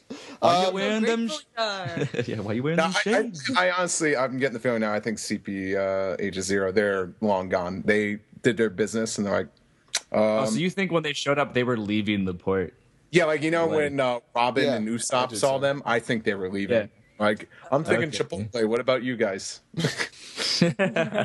Nicole won't argue with that. I won't argue with that at all. But, I don't know. I feel like something really weird is going to happen after this. I don't know. I don't know why I get this feeling. Steve or Ed, do you Like- have predictions? Not really. I don't. I've never been one for predicting much. Well, okay, I won't. Yeah, and I kind of follow. He's a humble man. One To me, thing, it's I don't like to predict too much because if the total opposite happens, I don't want to be like, well, I thought what I thought was better, you know. Well, I mean, love being proved wrong. It makes me so excited. yeah. Yeah, you don't want to be able to predict it. I come from the world of being a wrestling fan, so I could agree with that. So. Two humble men. Too humble. I mean, I agreed with Steven when I originally read this. I thought it was the end of the fight because Shame on you two. Shame on you two. Well, because of the Raw, yay, it's over, hooray. I feel like that's They've setting up. done I feel like that's setting up for it not the to, opposite, for the yeah. opposite. Well, I I'm- agree with Steve. Yeah. Switcheroo a lot. Oh, I it's feel like, like oh, even if I Don Flamingo I feel like if Don Flamingo becomes unconscious, his string still might not deactivate. Like he could be one of those guys that somehow is still just consciously going. Like once he puts Does the that cage happen? up, it stays up. Well, I mean, it's possible I guess. because, like you said, they have to cut the. They still have to cut. They're setting up to cut It's the just on a timer, strings. so it's just Yeah, maybe it's on a its own. timer. I don't know. What Maybe if the they strings cut will it always- and it like collapses on Doflamingo, killing him? Oh. I'm That- not. That's another thing I'm wondering. I don't even see how the physics of that would work. But go ahead, Nicole. No, like, sorry, I'm just curious because like they haven't most of the time when they're fighting like the final guy, they haven't killed him, and I'm wondering if they can like, because can they let Doflamingo live? Is he the kind of guy that he'll have a hilarious cover story afterwards? I You know what I mean? I feel like there's so many Marines they can. It's like it's so hard that they to not capture him. I guess, yeah. Like it'll be so easy to capture Don Flamingo in the end. But will it be easy to keep him captive? Probably. Just put Seastone handcuffs on him. I guess. just curious, just a pondering. Yeah. Also, we haven't seen Doflamingo's glasses fall off, which I think we're all waiting for. As Yeah. the Oh, key yeah. to the end. He has no eyes. Oh, man. I would. That's also why I think the fight's not over because No, like yeah, that's the key. that's. You better have the Like, that's, goofiest looking eyes when those come on. Yeah, it's- like, If he the same if shape this- as the equivalent to sunglasses. Pika's. yeah, he has sunglass shaped eyes, and that's why he only wears those sunglasses. Like Jongo, just like Jongo. Yeah, like the dad got it for him, and he's like, "Where is this son?" He's like, "Why, Dad?" He's like, "Cause you look like a freak." You understand? I think personally, I don't want to call it a prediction, but I think Jesus will be intimately involved in the end of. Guys, calm down. In the end of Doflamingo, not necessarily saying he's going to die, but I think there's going to be something. Luffy will Ever since you guys meant, So I'm just saying, Luffy will deal the final blow because there's no way Jesus is gonna like throw a black cloak over him and then like Doflamingo's dead now. I would. he does I'd the throw- Meta Knight. He throw does the one. Meta Knight smash. I'd throw a shit fit because after all we've been through. No, for that freedom. would make it so dissatisfying because then it would kill the Luffy fight like feeling rush that you get. Like it would totally just like cut my high off, and I would be so angry. I feel differently. Like Luffy has to destroy. No, him. I know it has to be Luffy, but like I've always been curious of like or wondering if they'd ever have another Straw Hat member be the one to. The weird part is I thought Blackbeard. I always like after the awakening thing. I thought Blackbeard's awakening was the ability to steal people's fruits. That's my guess now. So I think so. Part of me feels like Burgess won't be able to steal his fruit because he doesn't have that ability. Because the Yummy Yummy fruit was like it's to absorb stuff, like suck Yeah, but it it in. sounds Right? like the crew is stealing them, and I think that's what Punk Hazard was hinting to. It's I have an Yeah. apple and you're dying, and now it's a devil fruit in the meat. Oh, it's like Burgess could be like, here, tosses him a knife and it's like, kill him. But well, maybe Burgess, because he's like in thief mode. Maybe he's not going to steal it. Maybe he's going to take himself. He's going to kidnap Don Flamingo. I think that's a really cool idea. Or maybe he just has all the apples in that sack over his back, and that's how he sucks out the power, because he's got the fruit. So he has like hollowed apples, and he just like transfers them into them. And then we ask the question, hungry for apples? Oh my god. So maybe he'll take Doflamingo and bring him on the Blackbeard crew. Maybe that's a big sack he has in his back. Work. What if he puts Don, like, that's a body-sized sack he's got in his back. Like, what if he just like puts him Also, into as a big ball? as Doflamingo He's is, also Burgess is also huge. Yeah, like, Burgess could easily put Don Flamingo in that bag if he like puts him in. Doflamingo was huge. I mean, but he's scrawny. Burgess is bigger. It's just now we're theorizing that he's just gonna put him in a big burlap sack. And Just take him over his shoulder. Like that bag he had on his back. He's acting like thief mode. He's gonna put his legs up He's like and then, like into like put him into like a fetal position, then jump him in the back. help! Okay, I'm ending this here. We're going down a strange path. I don't like where this is going. Silly. Why don't we go to the next segment? Are you guys ready? Yep. Yeah.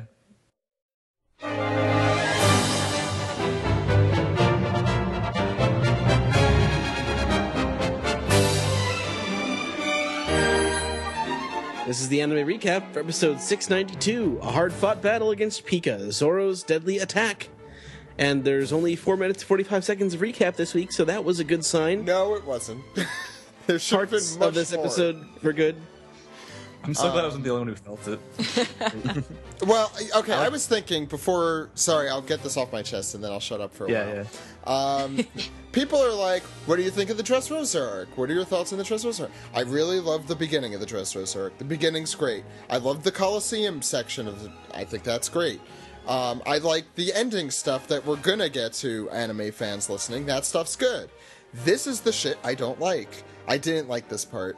And it's not even the anime's fault completely. It's just there's some bad it's material partly- here. I mean, it's definitely partly the anime's fault. Why don't we get into it? I'm sorry. I'll shut up. So we get the toys back from the end of last episode, and they are pretty damn freaky in the anime, but they make this...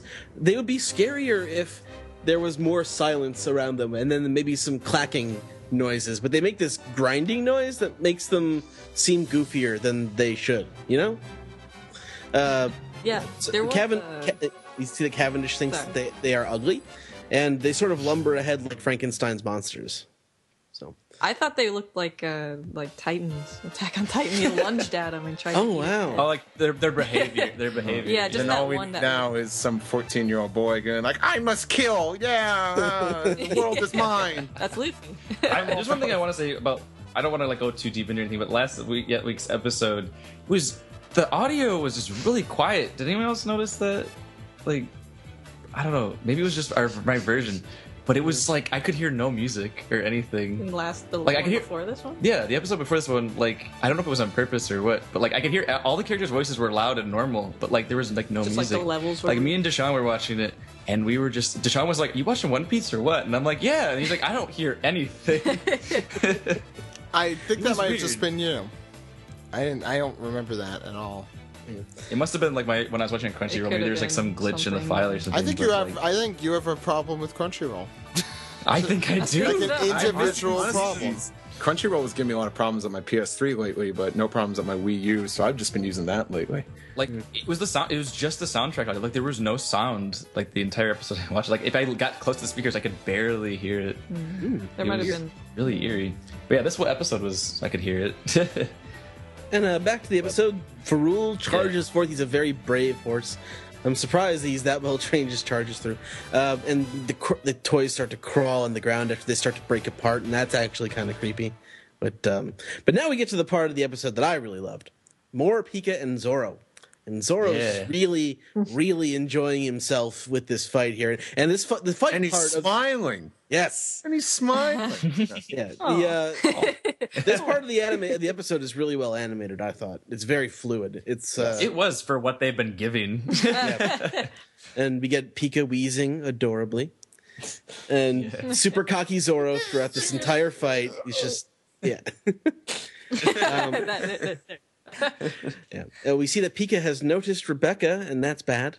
He's going to make sure that they don't get to the palace by punching them with his giant stone fist. And Leo's he's gonna get blown away too. So Zoro rushes into the rescue. I mean, this sequence goes on for longer than I'm giving it credit, but it's all just really nicely animated, fun fight animation, and it makes me excited for how this fight eventually ends. So, yeah, he throws 1,080-pound Phoenix. So, it used to be 108-pound Phoenix. Now it's 1,080-pound Phoenix, and he scores he scores a big bloody hit on Pika, who screeches in pain, which is hilarious. His voice is so great. Yeah. Yeah, voice of Gregory from DBZ. Oh. Yep, and you can see it. And also Kaioshin, Supreme Kai. Right. Oh, really? Yeah. That's how I like, honestly, because I rewatched through DBZ, it's like I hear that voice, believe it or not, but still an awesome voice. A quick sidebar. I always thought it was Pika, not Pika, but I was wrong. Oh, you're one of them. Well, because you've probably heard this already. It's fun. Because isn't Pika stone? Everyone point and laugh. Everyone point and laugh. Well, yeah, because their argument's Pika's a type of stone. Yeah, I think so. If I'm remembering. Wow, I actually never heard that before. Yeah, like Pika's like you pronounce it. She has a Pika. legitimate claim to why. Yeah, no, like that's why I thought they named him Pika, because I was like, oh, okay, like that's like, yeah. And someone has like a. It's one of those things that happens when you only read it in the manga, Yeah. Yeah. Like, I think I just read it's like, well, it's pronounced like Pikachu, not Pikachu, so. Yeah, but someone had like the Pika fruit, and isn't that for electricity? Like, I don't No, that's that's Kizaru. light. Yeah, that's Kizaru, the light fruit. The glint fruit light. is in English. I Yeah. okay. Yeah. I guess she just thought like it had to do something with his name. Yeah, I just thought I was like, oh, okay. They wouldn't name it after Kizaru's fruit. Well, no, Pika has to do with the tip on his spear because he's the spade. Oh. Okay. Yeah. So we Andrew, get Nicole learn things. Bartolomeo is in tears, of course. He's so happy for Mr. Dodo.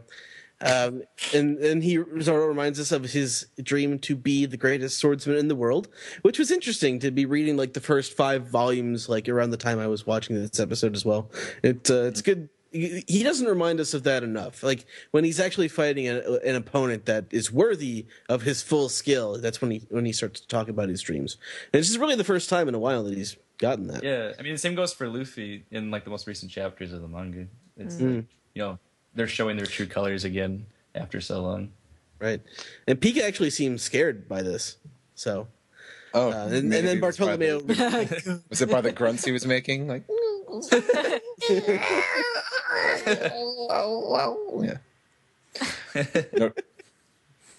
yeah. so Bartolomeo really loses it at this point. He's crying. His eyes are pissing tears. Very descriptive.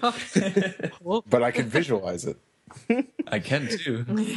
And now the time-wasting part of the episode has arrived. Tontada's running wild in the factory, and they're cute. My favorite emoji. Emoji. This guy is filler incarnate. Oh god. I almost forgot about this guy. The character? What's that? Can't even A come up little with a old new man. name for the filler character? He just has a U in his name. I think that's the only difference. I thought it was between- Muji. It's Mougi. I don't think he's filler. I think Muji was in the original one. No, Yeah, he was Moji's in canon. Moji's canon. He Yeah, was he's the totally lion canon. tamer. He was the lion Yeah. tamer. of Thank Buggy's you. Crew. Yeah, yeah. The Buggy's crew. Yes. Right. No, this guy. No, this guy. They were pronouncing it Moji. So. And this guy, I think, is Yeah. actually in it. Then. Yeah.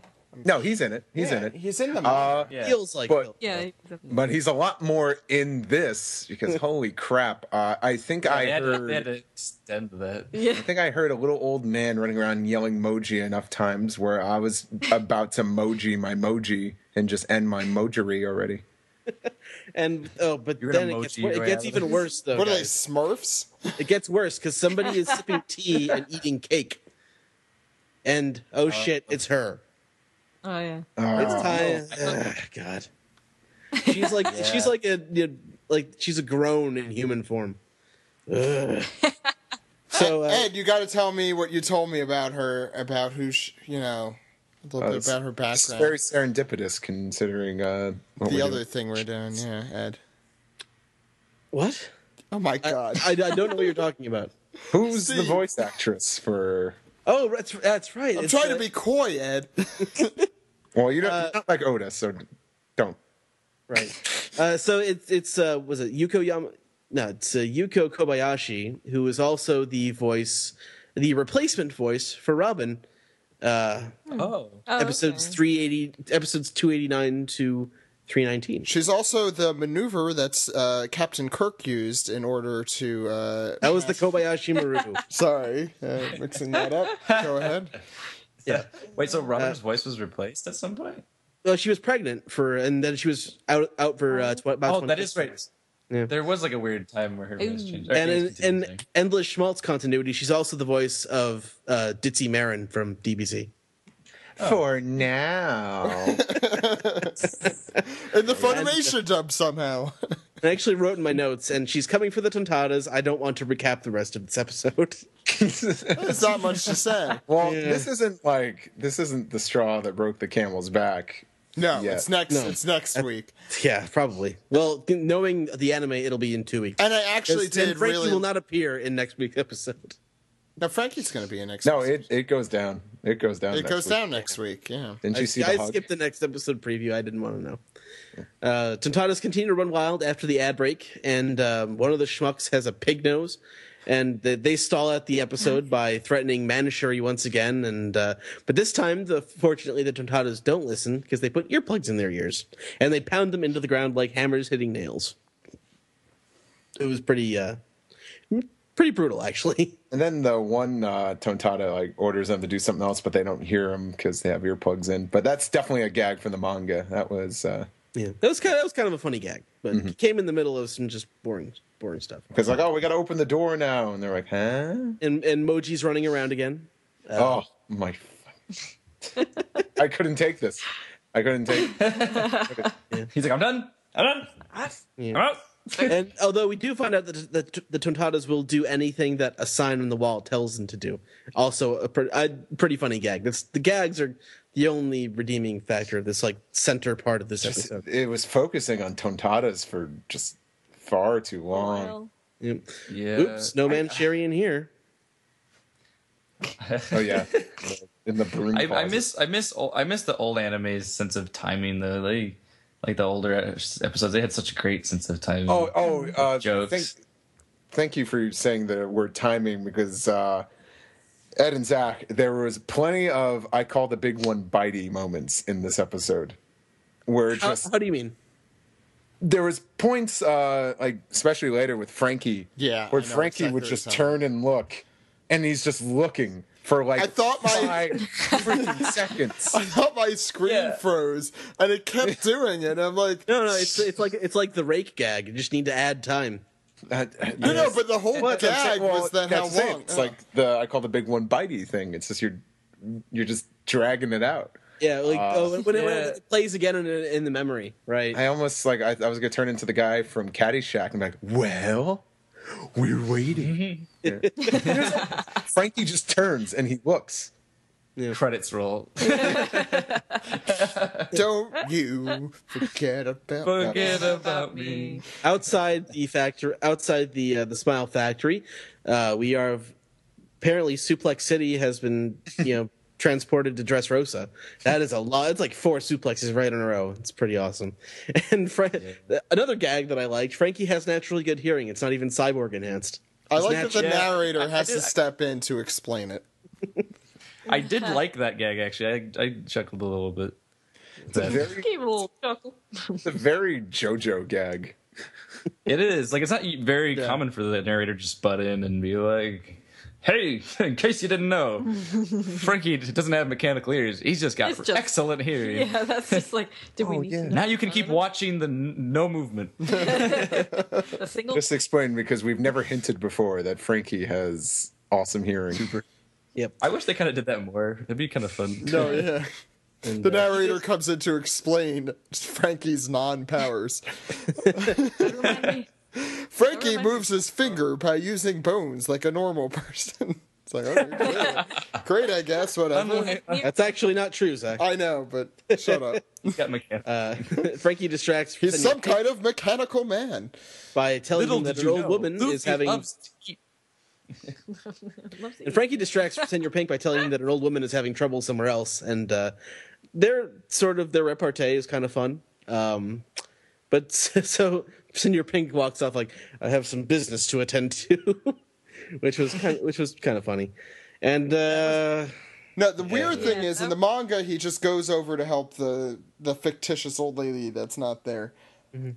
But in the anime, he stops, lets go, stands up, swims away. It's just this very odd thing. It's like Frankie tricked him in the manga. That was the whole thing. Oh, there's an old lady over there. Go over there. And he's like, what? I'm going to go over there now. But in the anime, it's like, yes, I will go over there.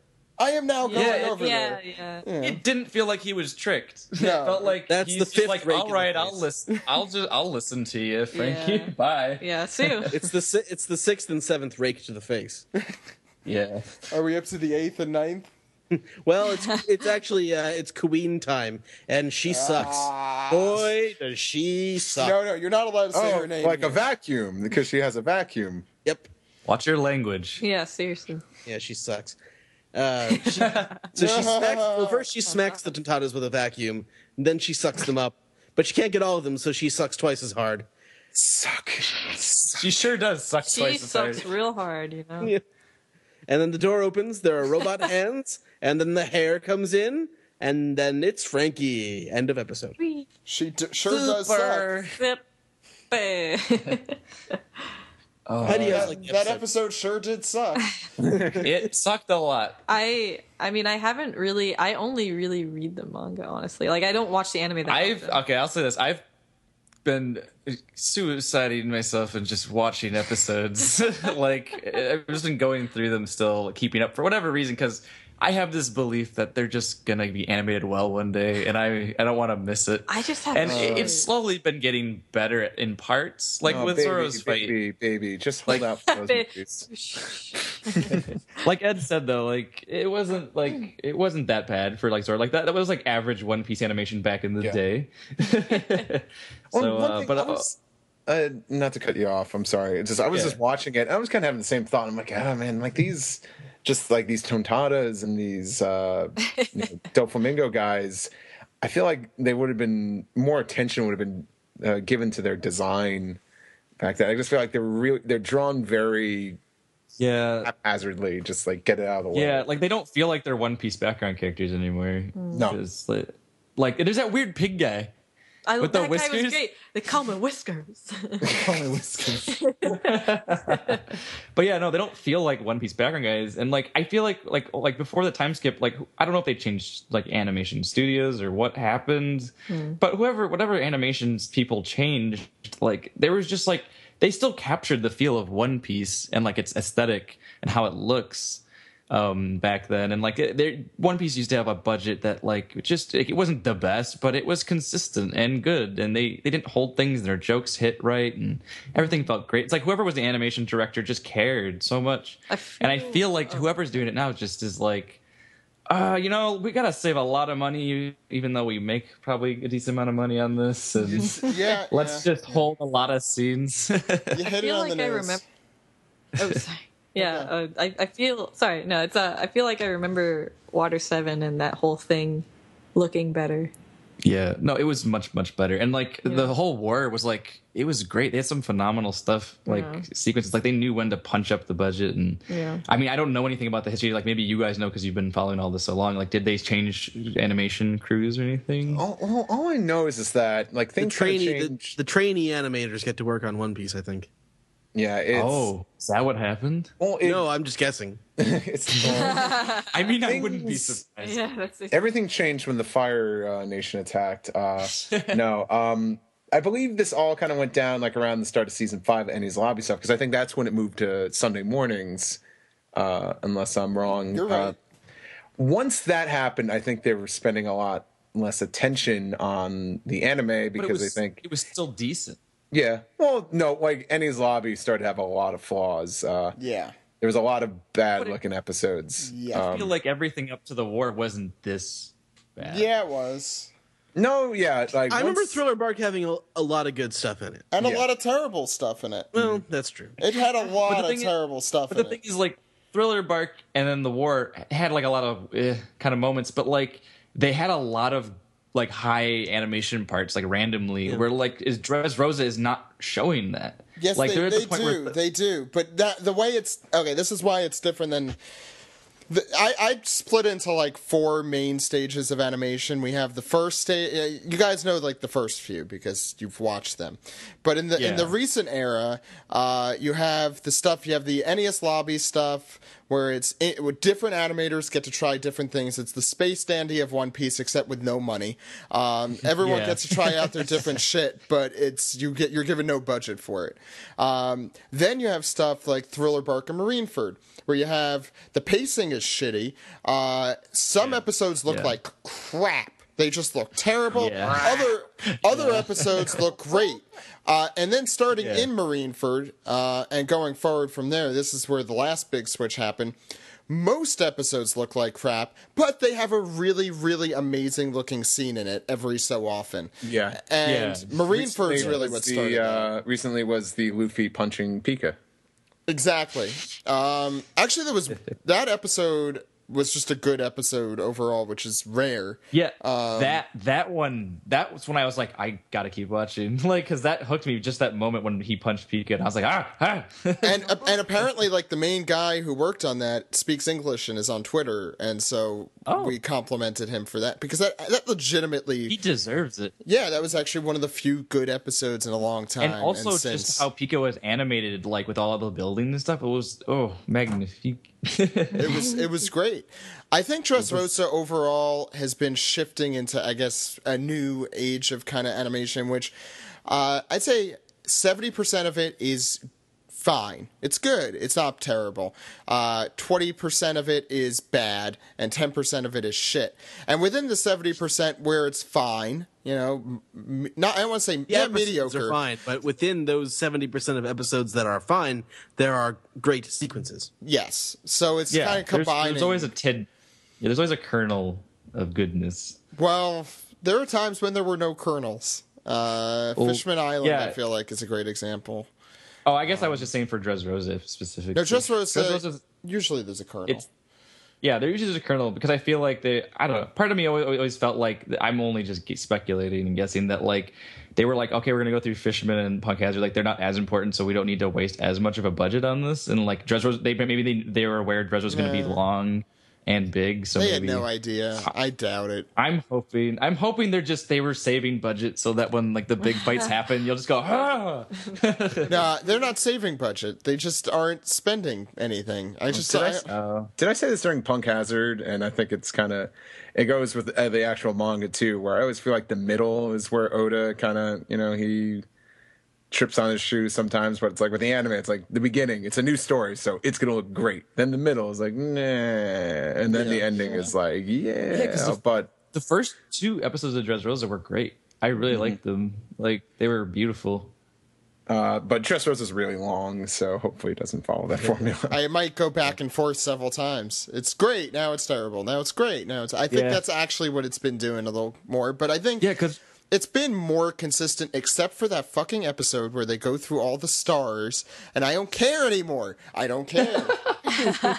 There's a scene with Burgess when he first shows up in the costume with the bag on his head that's animated like a god. Like it's a very quick scene of like a couple seconds. It's like there's an explosion, then Burgess like turns going, and like his bag is like everything is animated. Like there's so much secondary animation, there's so much movement, there's clouds. He's like the most high animated thing I think I've ever seen in One Piece, period. It was really out of the blue. Like it's just really that's how it works now. Infernal.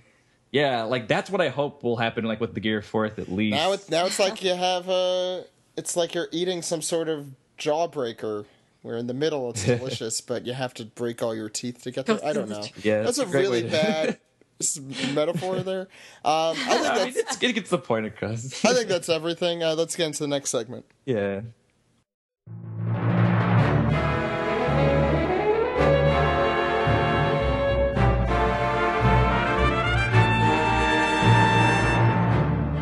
This is the Piece Together segment where we take your questions, comments, and theories and awaken them into a new age of something. I don't know. Answering. A new age of answering. Thank you, Steve. Why don't we start out with Raymond, who said, do you guys think that, well, we kind of answered this, so we'll just say, if anyone disagrees with this statement, let me know. Do you guys think that every class of devil fruits might have its own awakening? Really excited to find out the awakening powers of Logia and Mythical Zone users. Does anyone disagree that, does anyone not think that... I don't know about that, Ray. I don't know about that, Ray. Okay. I honestly think it's not limited to just Zone users. I think it's for... Or Paramecia, you mean? Yeah, and like after found this chapter, I think it's could be all. But yeah. Sorry. No. I was to say I like your theory on how on Blackbeard that could be his awakening is stealing devil fruit powers. Or Chopper with all that. I think at this point. Yeah, I feel like awakening isn't going to be a common thing, definitely, because they're making it seem like it's something that you got to train really hard to achieve. Yeah. Mm. So you probably won't see like a ton of it, but we'll probably see more it as we go along. Yeah. Not like dime a dozen. Cody, go ahead. Oh no, it was good. Continue. Okay. Cody asks, where do you think Robin, Leo, I can never get that one right, and Manchuri are, and what could they be up to? The last we saw them was in chapter 783, and they already fixed Law's arm, and now they're gone. Where are they? They're probably going to safety, going to the center. That's what I would guess. Okay. Quick answer there from Steven. Next one, Karas asks, could be a relevant theory, could be just a coincidence, but the backpack on Burgess's back, has a pattern in it which suspiciously resembles a devil fruit. Do you think that Burgess is waiting for the outcome and to swoop in and steal devil fruits? I think we did say that a lot. Curious. Yeah. I think the podcast sums up with how we feel. Next one comes from Joseph. Since you guys are big Simpsons fans, I have an interesting question. If the Straw Hats started watching The Simpsons from the beginning, how far would each one of them make it before calling the quits? Steve? Well, what about calling the quits? If you had to watch The Simpsons, like the OP read-through from the beginning, how long would you make it before calling it quits? No way to pinpoint the episode?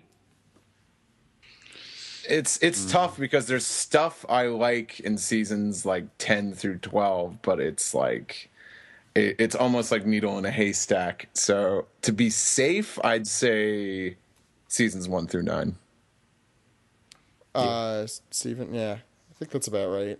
I might make it through half of 10 and then be like, I'm done after max power. All right, Ed, so I think it's time to... Praise the Tweeter. I couldn't hear you, but I'm not going to make you do it again. It's time for Piece the Tweet, where we take your Twitter questions, comments, and theories. Ed, what do we got this week? All right, first one comes from Milos the Creator, who asks, hey guys, to those who've been following the One Piece fix, are there any standout AMVs you've seen showcased? Well, Sam Leach's was the most standoutish that I've seen so far. I haven't watched all of them though, so that maybe Sam's is going to go down a notch. I don't know. I have to look. Anyone else even follow our own column? I haven't watched the AMV since I think the first ones Chamber posted, but those are both pretty good. Sam's especially. Yeah, the thing is sometimes I look at that when I can't listen to it at times when I'm not able to listen, so I forget. It's kind of hard to stream video when you spend 10 hours a day at work. Exactly. Yeah. Anyway, Dan from Canada, Daniel Bennard, asks, stay with me here. What if CP9, Baroque Works, and Dofi's executives got together and became a pirate crew? Sounds like fan fiction I would write. I'm sorry. I didn't stay with you. What happened? Well, then you've been left behind. Didn't CP9 become a pirate crew? No, we don't have any confirmation that that's the case. Yeah. They're just sort of hanging out. They were on adventures. Yeah, on a boat. On a boat. Yes. I think that's a requirement in the One Piece story. They got the flippy They, floppies. they took a bus across the sea The sea bus. Took me 10 long years to build the sea bus. Make our dreams come true. What about a boat? Lucci's just like my dream. All I've ever wanted to do since I was a little boy before I joined this organization was to build a sea bus. Let's go. And it just Drive the sea bus. Nice one, Steven. What would the sea bus be called? You can't call it puffing unless You can't Anyway, call it what- sea bass, right? I don't know if I don't know. I saw a bus blow up on the news today, so it's not a great day for buses. That's related. Well, action news. No, I'm serious. A bolt bus exploded outside of Newton, Massachusetts. Holy shit. was it, Terrible. that was Lucci's bus. was it Okay, we got to go to the next question. All right, Lithion asks, With information. "What would you guys want One Piece dubbed on Netflix? Do you think it's likely we get it all on this, all on there It's someday?" likely we would get it all in there someday. I would love to have instant access to all of One Piece. I That's would not love just it. like on Crunchyroll. That's not like, oh, here's like the first 3 seasons and then the current. Oh, is it? No. I Crunchyroll have a- has everything now. Yeah, because I mean, if you have a subscription, I know at least. I'm not sure. Oh, we have a subscription. I guess on the Apple TV it doesn't have all of them. It's weird. Apple TV goes all the way up to like Crocodile's arc, and then up to Skypiea, and then it drops off, and then it jumps straight up to the current arc. I think that's how it used to be, but yeah, Crunchyroll should have everything up there. Crunchyroll. Oh, maybe what's I up did- with that? Yeah. No, it should all be there. I know Netflix, we've talked about this with Josh before. It'd be awesome, but it's complicated. Yeah, pretty much. Polar Cubby asks, "Oh my god, a continuity error on the last double-page spread. Luffy is wearing a sandal." I gotta go. Oh no! Help! Police! I'm gonna go look. Keep going. I'm sure she's right. That's funny. Munchie the Panda on Twitter asks, "Would you rather see Luffy defeat Dofi with Gear 4th, or have the limit expire and Luffy defeats him some other way?" The latter, because we need drama. We need. Yeah. We do. I think it should be emphasized that Luffy is not a master of Gear 4th yet. I mean, he didn't defeat Lucci with Gear 3rd. So, Yeah. though he did do it with Gear 2nd, which was the second time he had used that at that point. So, Second gear, second, first gear, third. Got it. Okay. Right on. Texan Ninja asked the question, the Paramecia and Logia awakenings. So, do you think that only they have impact on the environment, or do Zoan also? I think we've.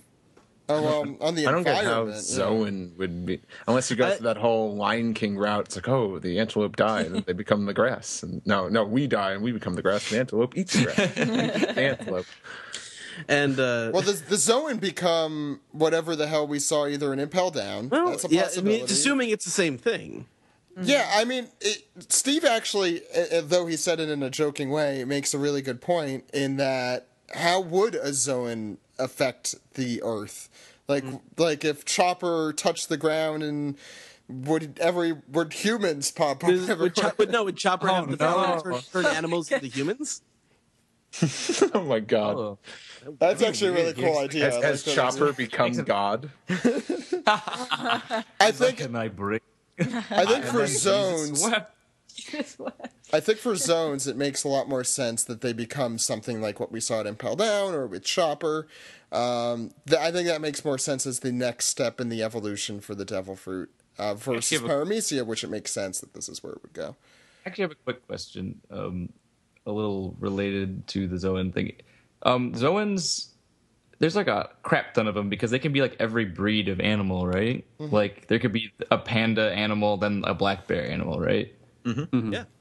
Okay, I just wanted to make sure that was correct. Well, what is it? Kaku's the devil models. fruit. Yeah, Kaku's devil fruit is ox fruit model giraffe. And also, I mean, Sengoku is also a Zoan. He's the human fruit Yeah. model Buddha. Yeah, that's correct. That's correct. Okay, I just wanted to make sure. Maybe Chopper is the human fruit model Yeti. Yet. Yay! Okay. Illusion Devil Fruit on Twitter asks, another time skip so Luffy can learn Doflamingo's ability? Or does Luffy already know it? Could this be foreshadowing for Gear 5? No more time skipping. No, please don't. Yeah. We just recovered from 2 arcs where not a lot of stuff happened. The next time skip Those is gonna arcs be were set up serious. for this. So Yeah. No, I love, like, in retrospect, those arcs are great because you realize that Luffy never felt threatened Yeah. at all, like, because he had this up his sleeve Yeah. this whole that's time. true. So it's a great build up for something like this, which is why this but payoff is so I don't have great. I don't have the endurance to go through that again so soon. You know, I think that's Yeah, what you're. no, I sure don't. I don't think they need it. The time for action is now. There's no Luffy more doesn't time need to be skips. 20. All right, Kaizoku Ruffy on Twitter. Do you think the admirals can use awakened devil fruit powers? Do you think that's how Punk Hazard got the way it is? Yes. Yeah. that's- Oh, I didn't think about that. Oh, yeah. So you think Aojiji? Aokiji? Aojiji and Akanunu. Akanunu and Aojiji. No, like, that's not that That's a threatening. silly name. I like that theory. That's a cromulent theory. It's very It cromulent. would have to be. It would have to be Aokiji. I'll give it a stamp of approval. It would have to be Aokiji and the lava. Yeah, that's I what always they're forget saying. his name. Yeah. They said his name. Akanunu. Akanunu. Oh, I thought you Akanunu, for were going off. God's sake. Okay. Or Fleet Admiral Sakanunu.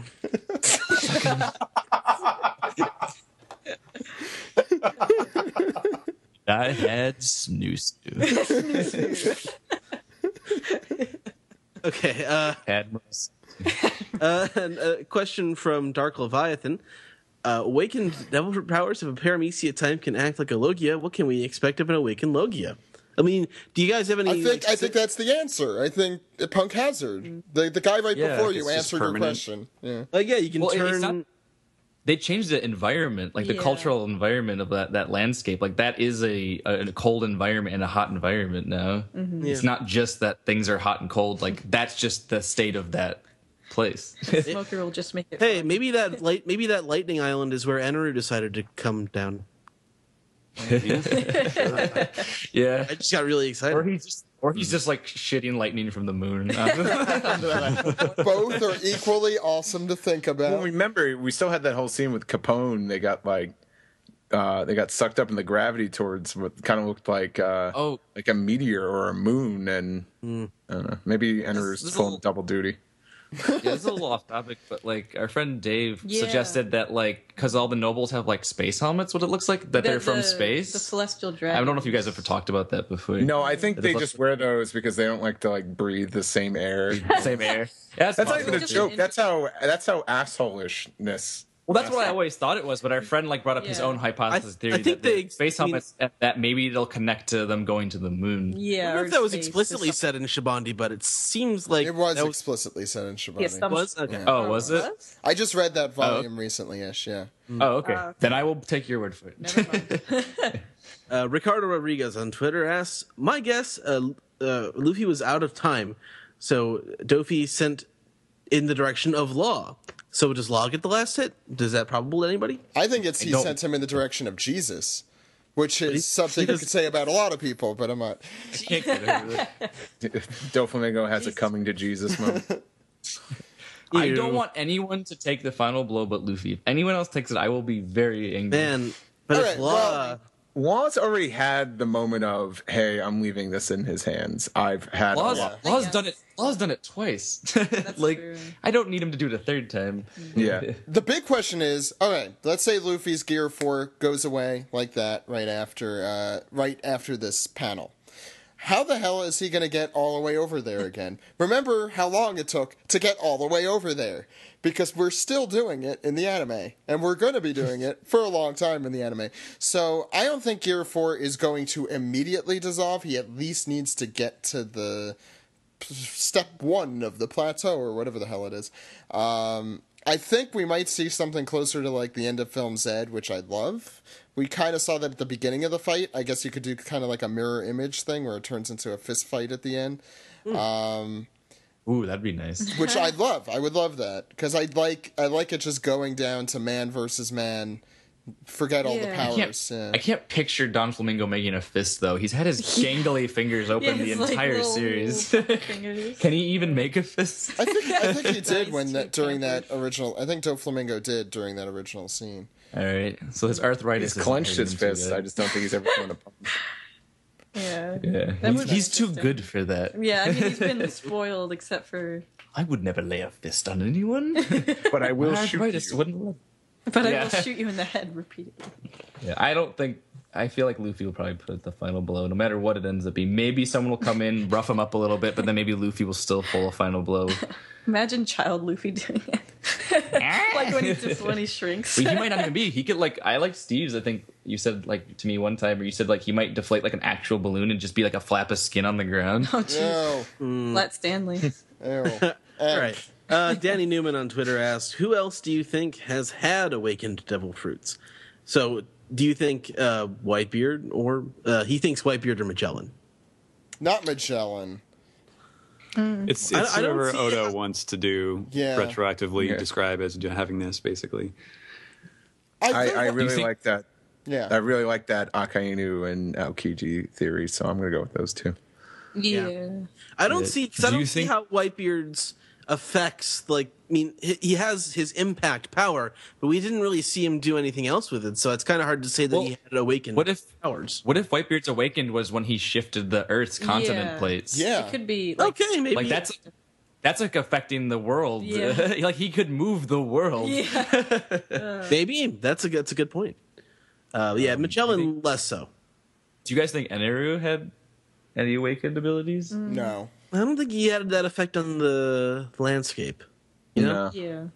Maybe he does now. Otherwise, he How would wouldn't have. electricity have effect on the landscape? I don't Well, he know. wouldn't have. Well, he was able to like hear all things, but wasn't that? Is that hockey? But that's his hockey. Okay. Yeah. What if well, he could like lightning anyone from any location? What if him traveling the lightning? I mean, that could just be part of his power, but Yeah. but like, what It's hard to if say. it's possible that maybe he's manipulating the clouds into the sense that he can travel through and just zap anyone from anywhere because that was part of maybe an Oh. awakening. Just like, yeah, controlling. Like he's So because let's I'm trying to take I'm taking I guess for me low guys is kind of like what you guys went with like like with low guys it's kind of like they have to affect the air of the element like with Aokiji and Nunu.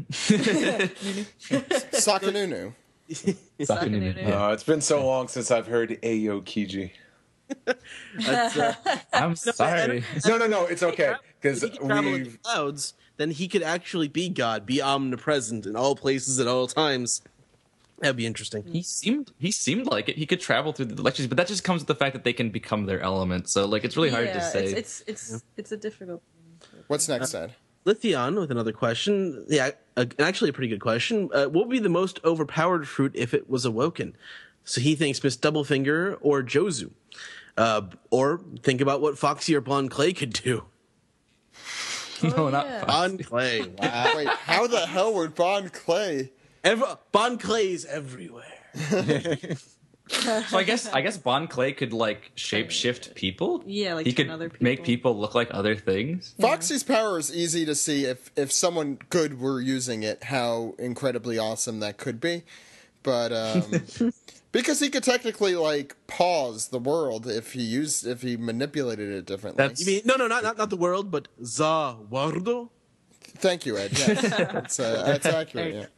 Yeah. Yeah. You could turn into deep. I would love to see Luffy do it because I feel like he would like turn a wall to rubber and then Luffy would punch a guy into the wall and the guy would bounce back into his fist and he wouldn't have to move his fist. The guy would just keep bouncing back and forth with his fist. Like that you made. Well, that's the thing. Luffy is the most likely person to get this power because he is the main Yeah. character. How the hell is he going to do it? I don't understand. Maybe Everyone's in a bouncy castle now. Yeah. But maybe it has to do with his gear fifth too. Year 5th, it's too early for that. It is. It's we just got. You gotta finish your Gear 4 Sunday first. It's like the kid who gets But Dad, I don't It's like if want the kid who got a Nintendo 64 for Christmas was wondering, like, why didn't I also get a PlayStation? Or when's the next console coming out? Yeah. When's the Ed, next did you Nintendo really console? just compare and like why did you go back so far to make that? Because I always remember the YouTube video of the kid getting the N64 and being super excited. Yeah, I've that never video seen that. didn't end with him like, now where's the PS1? Because I know there's gonna be a 2. Go ahead. Illusion Devil Fruit asks, is the sense of time where everything taking place in one interminable day in this arc its only major flaw so far? No, it's not its only major flaw. no. Have you seen I don't the even think anime that- recently? I don't even think it's a flaw. I've never like read this arc and been like, oh, this takes place in a day. That's so stupid. So what do you guys think the biggest flaw is? Queen Orica Vacusuck. Yeah, The sandal at the end. the I say that with a nerfing of- question mark. Nerfing of female characters is pretty... yeah, yeah, I don't like the Oh, Rebecca. that's my biggest pet peeve. I wanted Rebecca to fight him. I didn't Yeah. want her dad to just go, all right, Rebecca, our daddy's gonna take care of this. I wanted, like, they pumped Rebecca up so much that she survived the Gladiator Coliseum, but, like, I wanted her to take him out. Yeah. I was so looking forward to that. We had- I was just so upset. We had kind of a realization moment where we realized that Kyros was the main character of the story and not Rebecca because it's Oda's story, and that was kind of disappointing. And Oda's dad and not a daughter. I'm just trying to think of anything else. You can argue with the pacing, but if you go back, I think everything has played its part in this story. So I'm not going to say, oh, you could have cut this out. Yeah. I believe the reason why it feels long is just because if you're following it, it's just going to feel like forever. But if you just sat down and read it, you probably go, oh, this seems like a reasonable amount of time. Hey guys, we're gonna do that in August, so we'll. Yeah. And when that happens, I will stack all the books end to end, compare them to the rest of the arcs, and be like, "Yep, this is definitely the longest." Well, they won't all be out. We'll be only marathoning through half, and then I'm gonna make Jose read the rest of it because he has to catch up. Nice. We'll see what he thinks, because by that time, I assume the arc will be over. I assume. All right, I two thought more. I thought this was an interesting question though, because we were talking about the time frame of this arc, but no, never. We got to think about it too. Like I think, like the beginning of One Piece, like that stretch of like East Blue and all that Grand Line stuff. I don't think that was very long. It was 100 chapters, right? It ended No, on I'm not. chapter 100. I'm not talking about how many chapters. I'm talking about the time in the story, in the storyline. And I was the kind time of frame. surprised. I remember reading this over the weekend where it takes 3 days to sail from Usopp's village to Baratie. It takes 3 days. They mentioned it. It's a 3 days trip from where they are. So we don't hear that kind of thing ever again. About like time. Yeah, Nami doesn't make some vocal navigations that much anymore. Nami doesn't do a whole lot of Anything but Not much. Yeah. just boob. yeah. Oh, just the boob. I mean, I guess a good way to predict it is you can just look at how many books of Dressrosa end up releasing, and when you realize that there's more of that than anything else, you'll be like, oh, this is a very long arc. Yeah, I'm just talking about like time frame though within the story. Oh, you think it's like the short, because it's all in a day? Yeah, I think that's what this question was asking. Not so much. Yeah, Okay. Not so much length chapter. What's the next question, Ed? Super Ninja Clone asks, Burgess' bag looks like the swirly design for Devil Fruit. Perhaps it carries fruits or something which he can use to steal Devil Fruit powers. We've definitely mentioned that. That's a cromulent theory. A gun and And a devil fruit. Just small one gun. apple tree. And finally, One gun Blizzard with the most obvious answer, or most obvious question of the night. Do you guys think Doflamingo goes down for the count? No. Yes, I mean, no. Let's do a tally. Yeah. Let's tally. See who. No, you can't. You have to do a secret ballot, or else people will Yay. be too. Let's poll our fans. Wait, Steven, is it over? No. Not till the fish drops. Not till the fish jumps. I'm sorry. Now it's over. Jimbei jumps. I'm here. I got the glyph in my bento. Speaking of, Where's Robin? I need to find her so she can decipher this. She's not here. let's round off the He just walks podcast, away. because now the podcast is almost over. So, you guys ready to round it off? Yeah. 世界中の海を股にかけてゆく雄たけび上げて心が晴れたら出発の合図を響かせゆこう This has been the One Piece Podcast, episode 368 for May 11th. Good episode today, you guys. Good chapter. I'm excited. Instead of having a break every other week, we're going to have a new chapter next week. It's going to be chapter 786. I'm excited to see what happens next. I think we've been talking a lot about that. We're going to be at ASEN this weekend. We're going to be in Dallas next weekend. And this Thursday, we have the premiere of the OP read-through. Now, again, this is a chance for you guys to read the entire series along with us over the course of this summer. We're starting with the first 6 volumes, which takes us from the beginning of the series to the Mihawk encounter. So please join us. We have Greg on this week, along with Steven, Brian, Jammer, and Steve. So it's going to be a lot of fun. Again, that's coming out Thursday on this feed. You won't have to download or subscribe to anything new. It'll just pop up on your phone or whatever it is, because you can subscribe on iTunes, and it'll be automatic. And it'll also be in all the other places like SoundCloud. So you can check that out. I think that's everything. Remember, though, please support us via Patreon. That's at patreon.com/OnePiecePodcast. Or pick up our shirts. That's at teespring.com/bananameshirts. And if you want to see what kind of content we're capable of producing, watch our movie at oppjapan.com. And I think the Banana shirt is only available for another day or two, so if you have not picked it up, this is your last chance as you're listening to this. Go again, teespring.com/bananameshirt. And wear your banana with pride, because it has Enaru's face on it. Anyway, Andrew, where can people find you? You can find me at Viruul on any social media. It's the same username under Instagram, Twitter, or Tumblr, Viruul, in case you haven't looked at the spelling anywhere else. I also am wrapping up the One Piece collab. It's been a year, and it's been hard to manage over 400 people, but we have at least 4 or 5 more left to go. And I'm doing Gear 4th Luffy to put the kibosh on the whole project, and I'll be posting that up. Steve was also a part of that, same with us, as well as Nicole. Yep. Nicole, where can people find you? Hey, yeah, I mean, I'm Schnickles on everything as well. It's SHNIKKLES, and it's on Tumblr, Twitter, Instagram, all the stuff. Yeah, I make a comic. I do art. Bad Souls. Bad Soul. That's yeah. want to That's plug the name of it. Yeah. Oh, I guess I also do a comic too called Prom Fight. Yeah, you mentioned, yeah. I also do a comic. I've not been updating it. What's it called, Steve? Yeah, Steve. It's called the comic that doesn't get updated because Steve's busy. No, my comic's That's called a good name. Jason and the Princes of the Universe. Andrew. Andrew's not part of it. The crowd cheers. I think Andrew and I really need to start motivating each other to work on pages again. Nah, you don't need the motivation. No, I mean, I've been working on pages. I just had a freelance gig recently, and I was just and I just got off a job, and I'm I need to make new pages. Comics. Oda's outdoing me every second.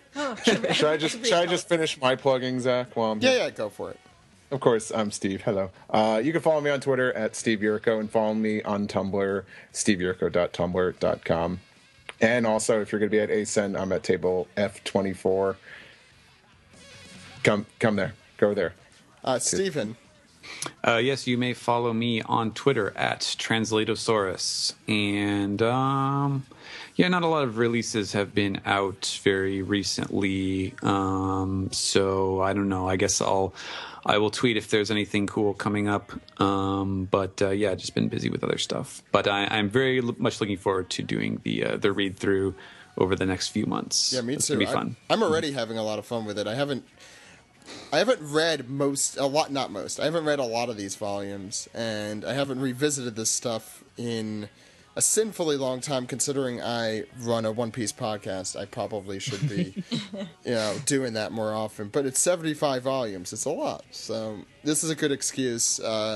And if you guys haven't joined, I did forget to mention, Crunchyroll is now supporting the HD episodes for the first 61 episodes. So you can watch those on Crunchyroll if you don't like reading. You can also watch all the episodes there. Zach, talk to us about the One Piece Special Edition episodes. Well, I think they're pretty divisive, and rightfully so that they are divisive. They do look a lot cleaner and nicer, and they sound good, to answer your question. Well, the parts of the screen you get to see. Exactly, and that's the downside. Did they add on to the widescreen?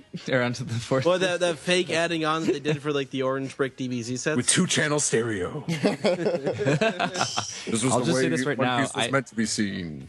I have watched One Piece all the way up to the time skip 10 times. Whoa. A lot. That's too many times. I watch it a lot when I work, and because I've seen it so many times, I don't have to pay attention 100% of the time. But I've watched. You know it, it's in Japanese, not English, unless you're watching it all in English somehow. I'm sorry, I'm just a stickler for the voices. No, I'm just saying, how do you not pay attention to it and still? I don't know. Oh, because I've read through the subtitles so long, and I'm familiar with some Japanese words, so I'm not totally thrown off. And I mean, half the time Luffy just goes Zara. I watched through DBZ like a year or so ago in Japanese, and I didn't have to always pay full attention to it. Also, you get what's happening at that point. You know when your favorite parts are coming up. Yep. My first exposure to the One Piece anime was the 4Kids dub. No. It's okay. Honestly, that was my first exposure, but I already knew the content. But I was like, I guess this is. Here we go. Yeah, it was more like I read the manga when I was younger, and I was like so excited because they were bringing it over. And you're like, squirt guns. What? Yeah. And I was like, Helmeppo, what is that thing you're holding? The hammer gun? It's like a hammer spring. Okay, let's not talk about 4Kids, or else people will remember that it exists. Ed, how could the good people? Oh yeah, I was like, oh. Ed, how could the good people out there contact us? Well, Zach, they can go to OnePiecePodcast.com, Twitter.com, YouTube.com, and Facebook.com/OnePiecePodcast. OnePiecePodcast.tumblr.com for news updates and funny pictures. OnePiecePodcast@gmail.com is our email address. One Piece Podcast is our Skype name. You can subscribe on the Stitcher Smart Radio app, subscribe on SoundCloud, or subscribe, rate, and review on iTunes. Please do all three of those things. And they can also call us on our phone number. Zach? That phone number is 347-497-MAJI. That phone number again is 347-497-6254. Call anytime. Call anytime. With your questions. I like that new delayed thing. I thought that was... I was letting you guys get yours in if you had it. With your questions, your comments, your theories, and about Senator Sakanunu. Hey, you stole my joke. I was doing that joke. Just like Sisberg. We have Senator Sakanunu on the phone. Hello, Senator Sakanunu. What is your policy on Aojiji and the... and the Kizaruru? Oh dear. Well, okay, I'm done. I don't even know where things hot. No comment. Thank you guys for coming on. Next week we're going to go through chapter 786. We're also going to go through the latest anime episode, of course. 693? 693. Also make sure, again, to listen this Thursday for the premiere of the OP read-through. And that will be on this week, off next week, because we're going to be in Dallas. But we're going to have a lot of cool stuff to come out of Dallas, so don't worry. I'm sure there'll be a lot of content to fill that void. So, for the One Piece Podcast, my name is Zach. My name is Ed. And my name is Steve. We'll see you next week, everyone. Goodbye. Bye. Goodbye. の宴で飛ばしてゆけしぶき上げて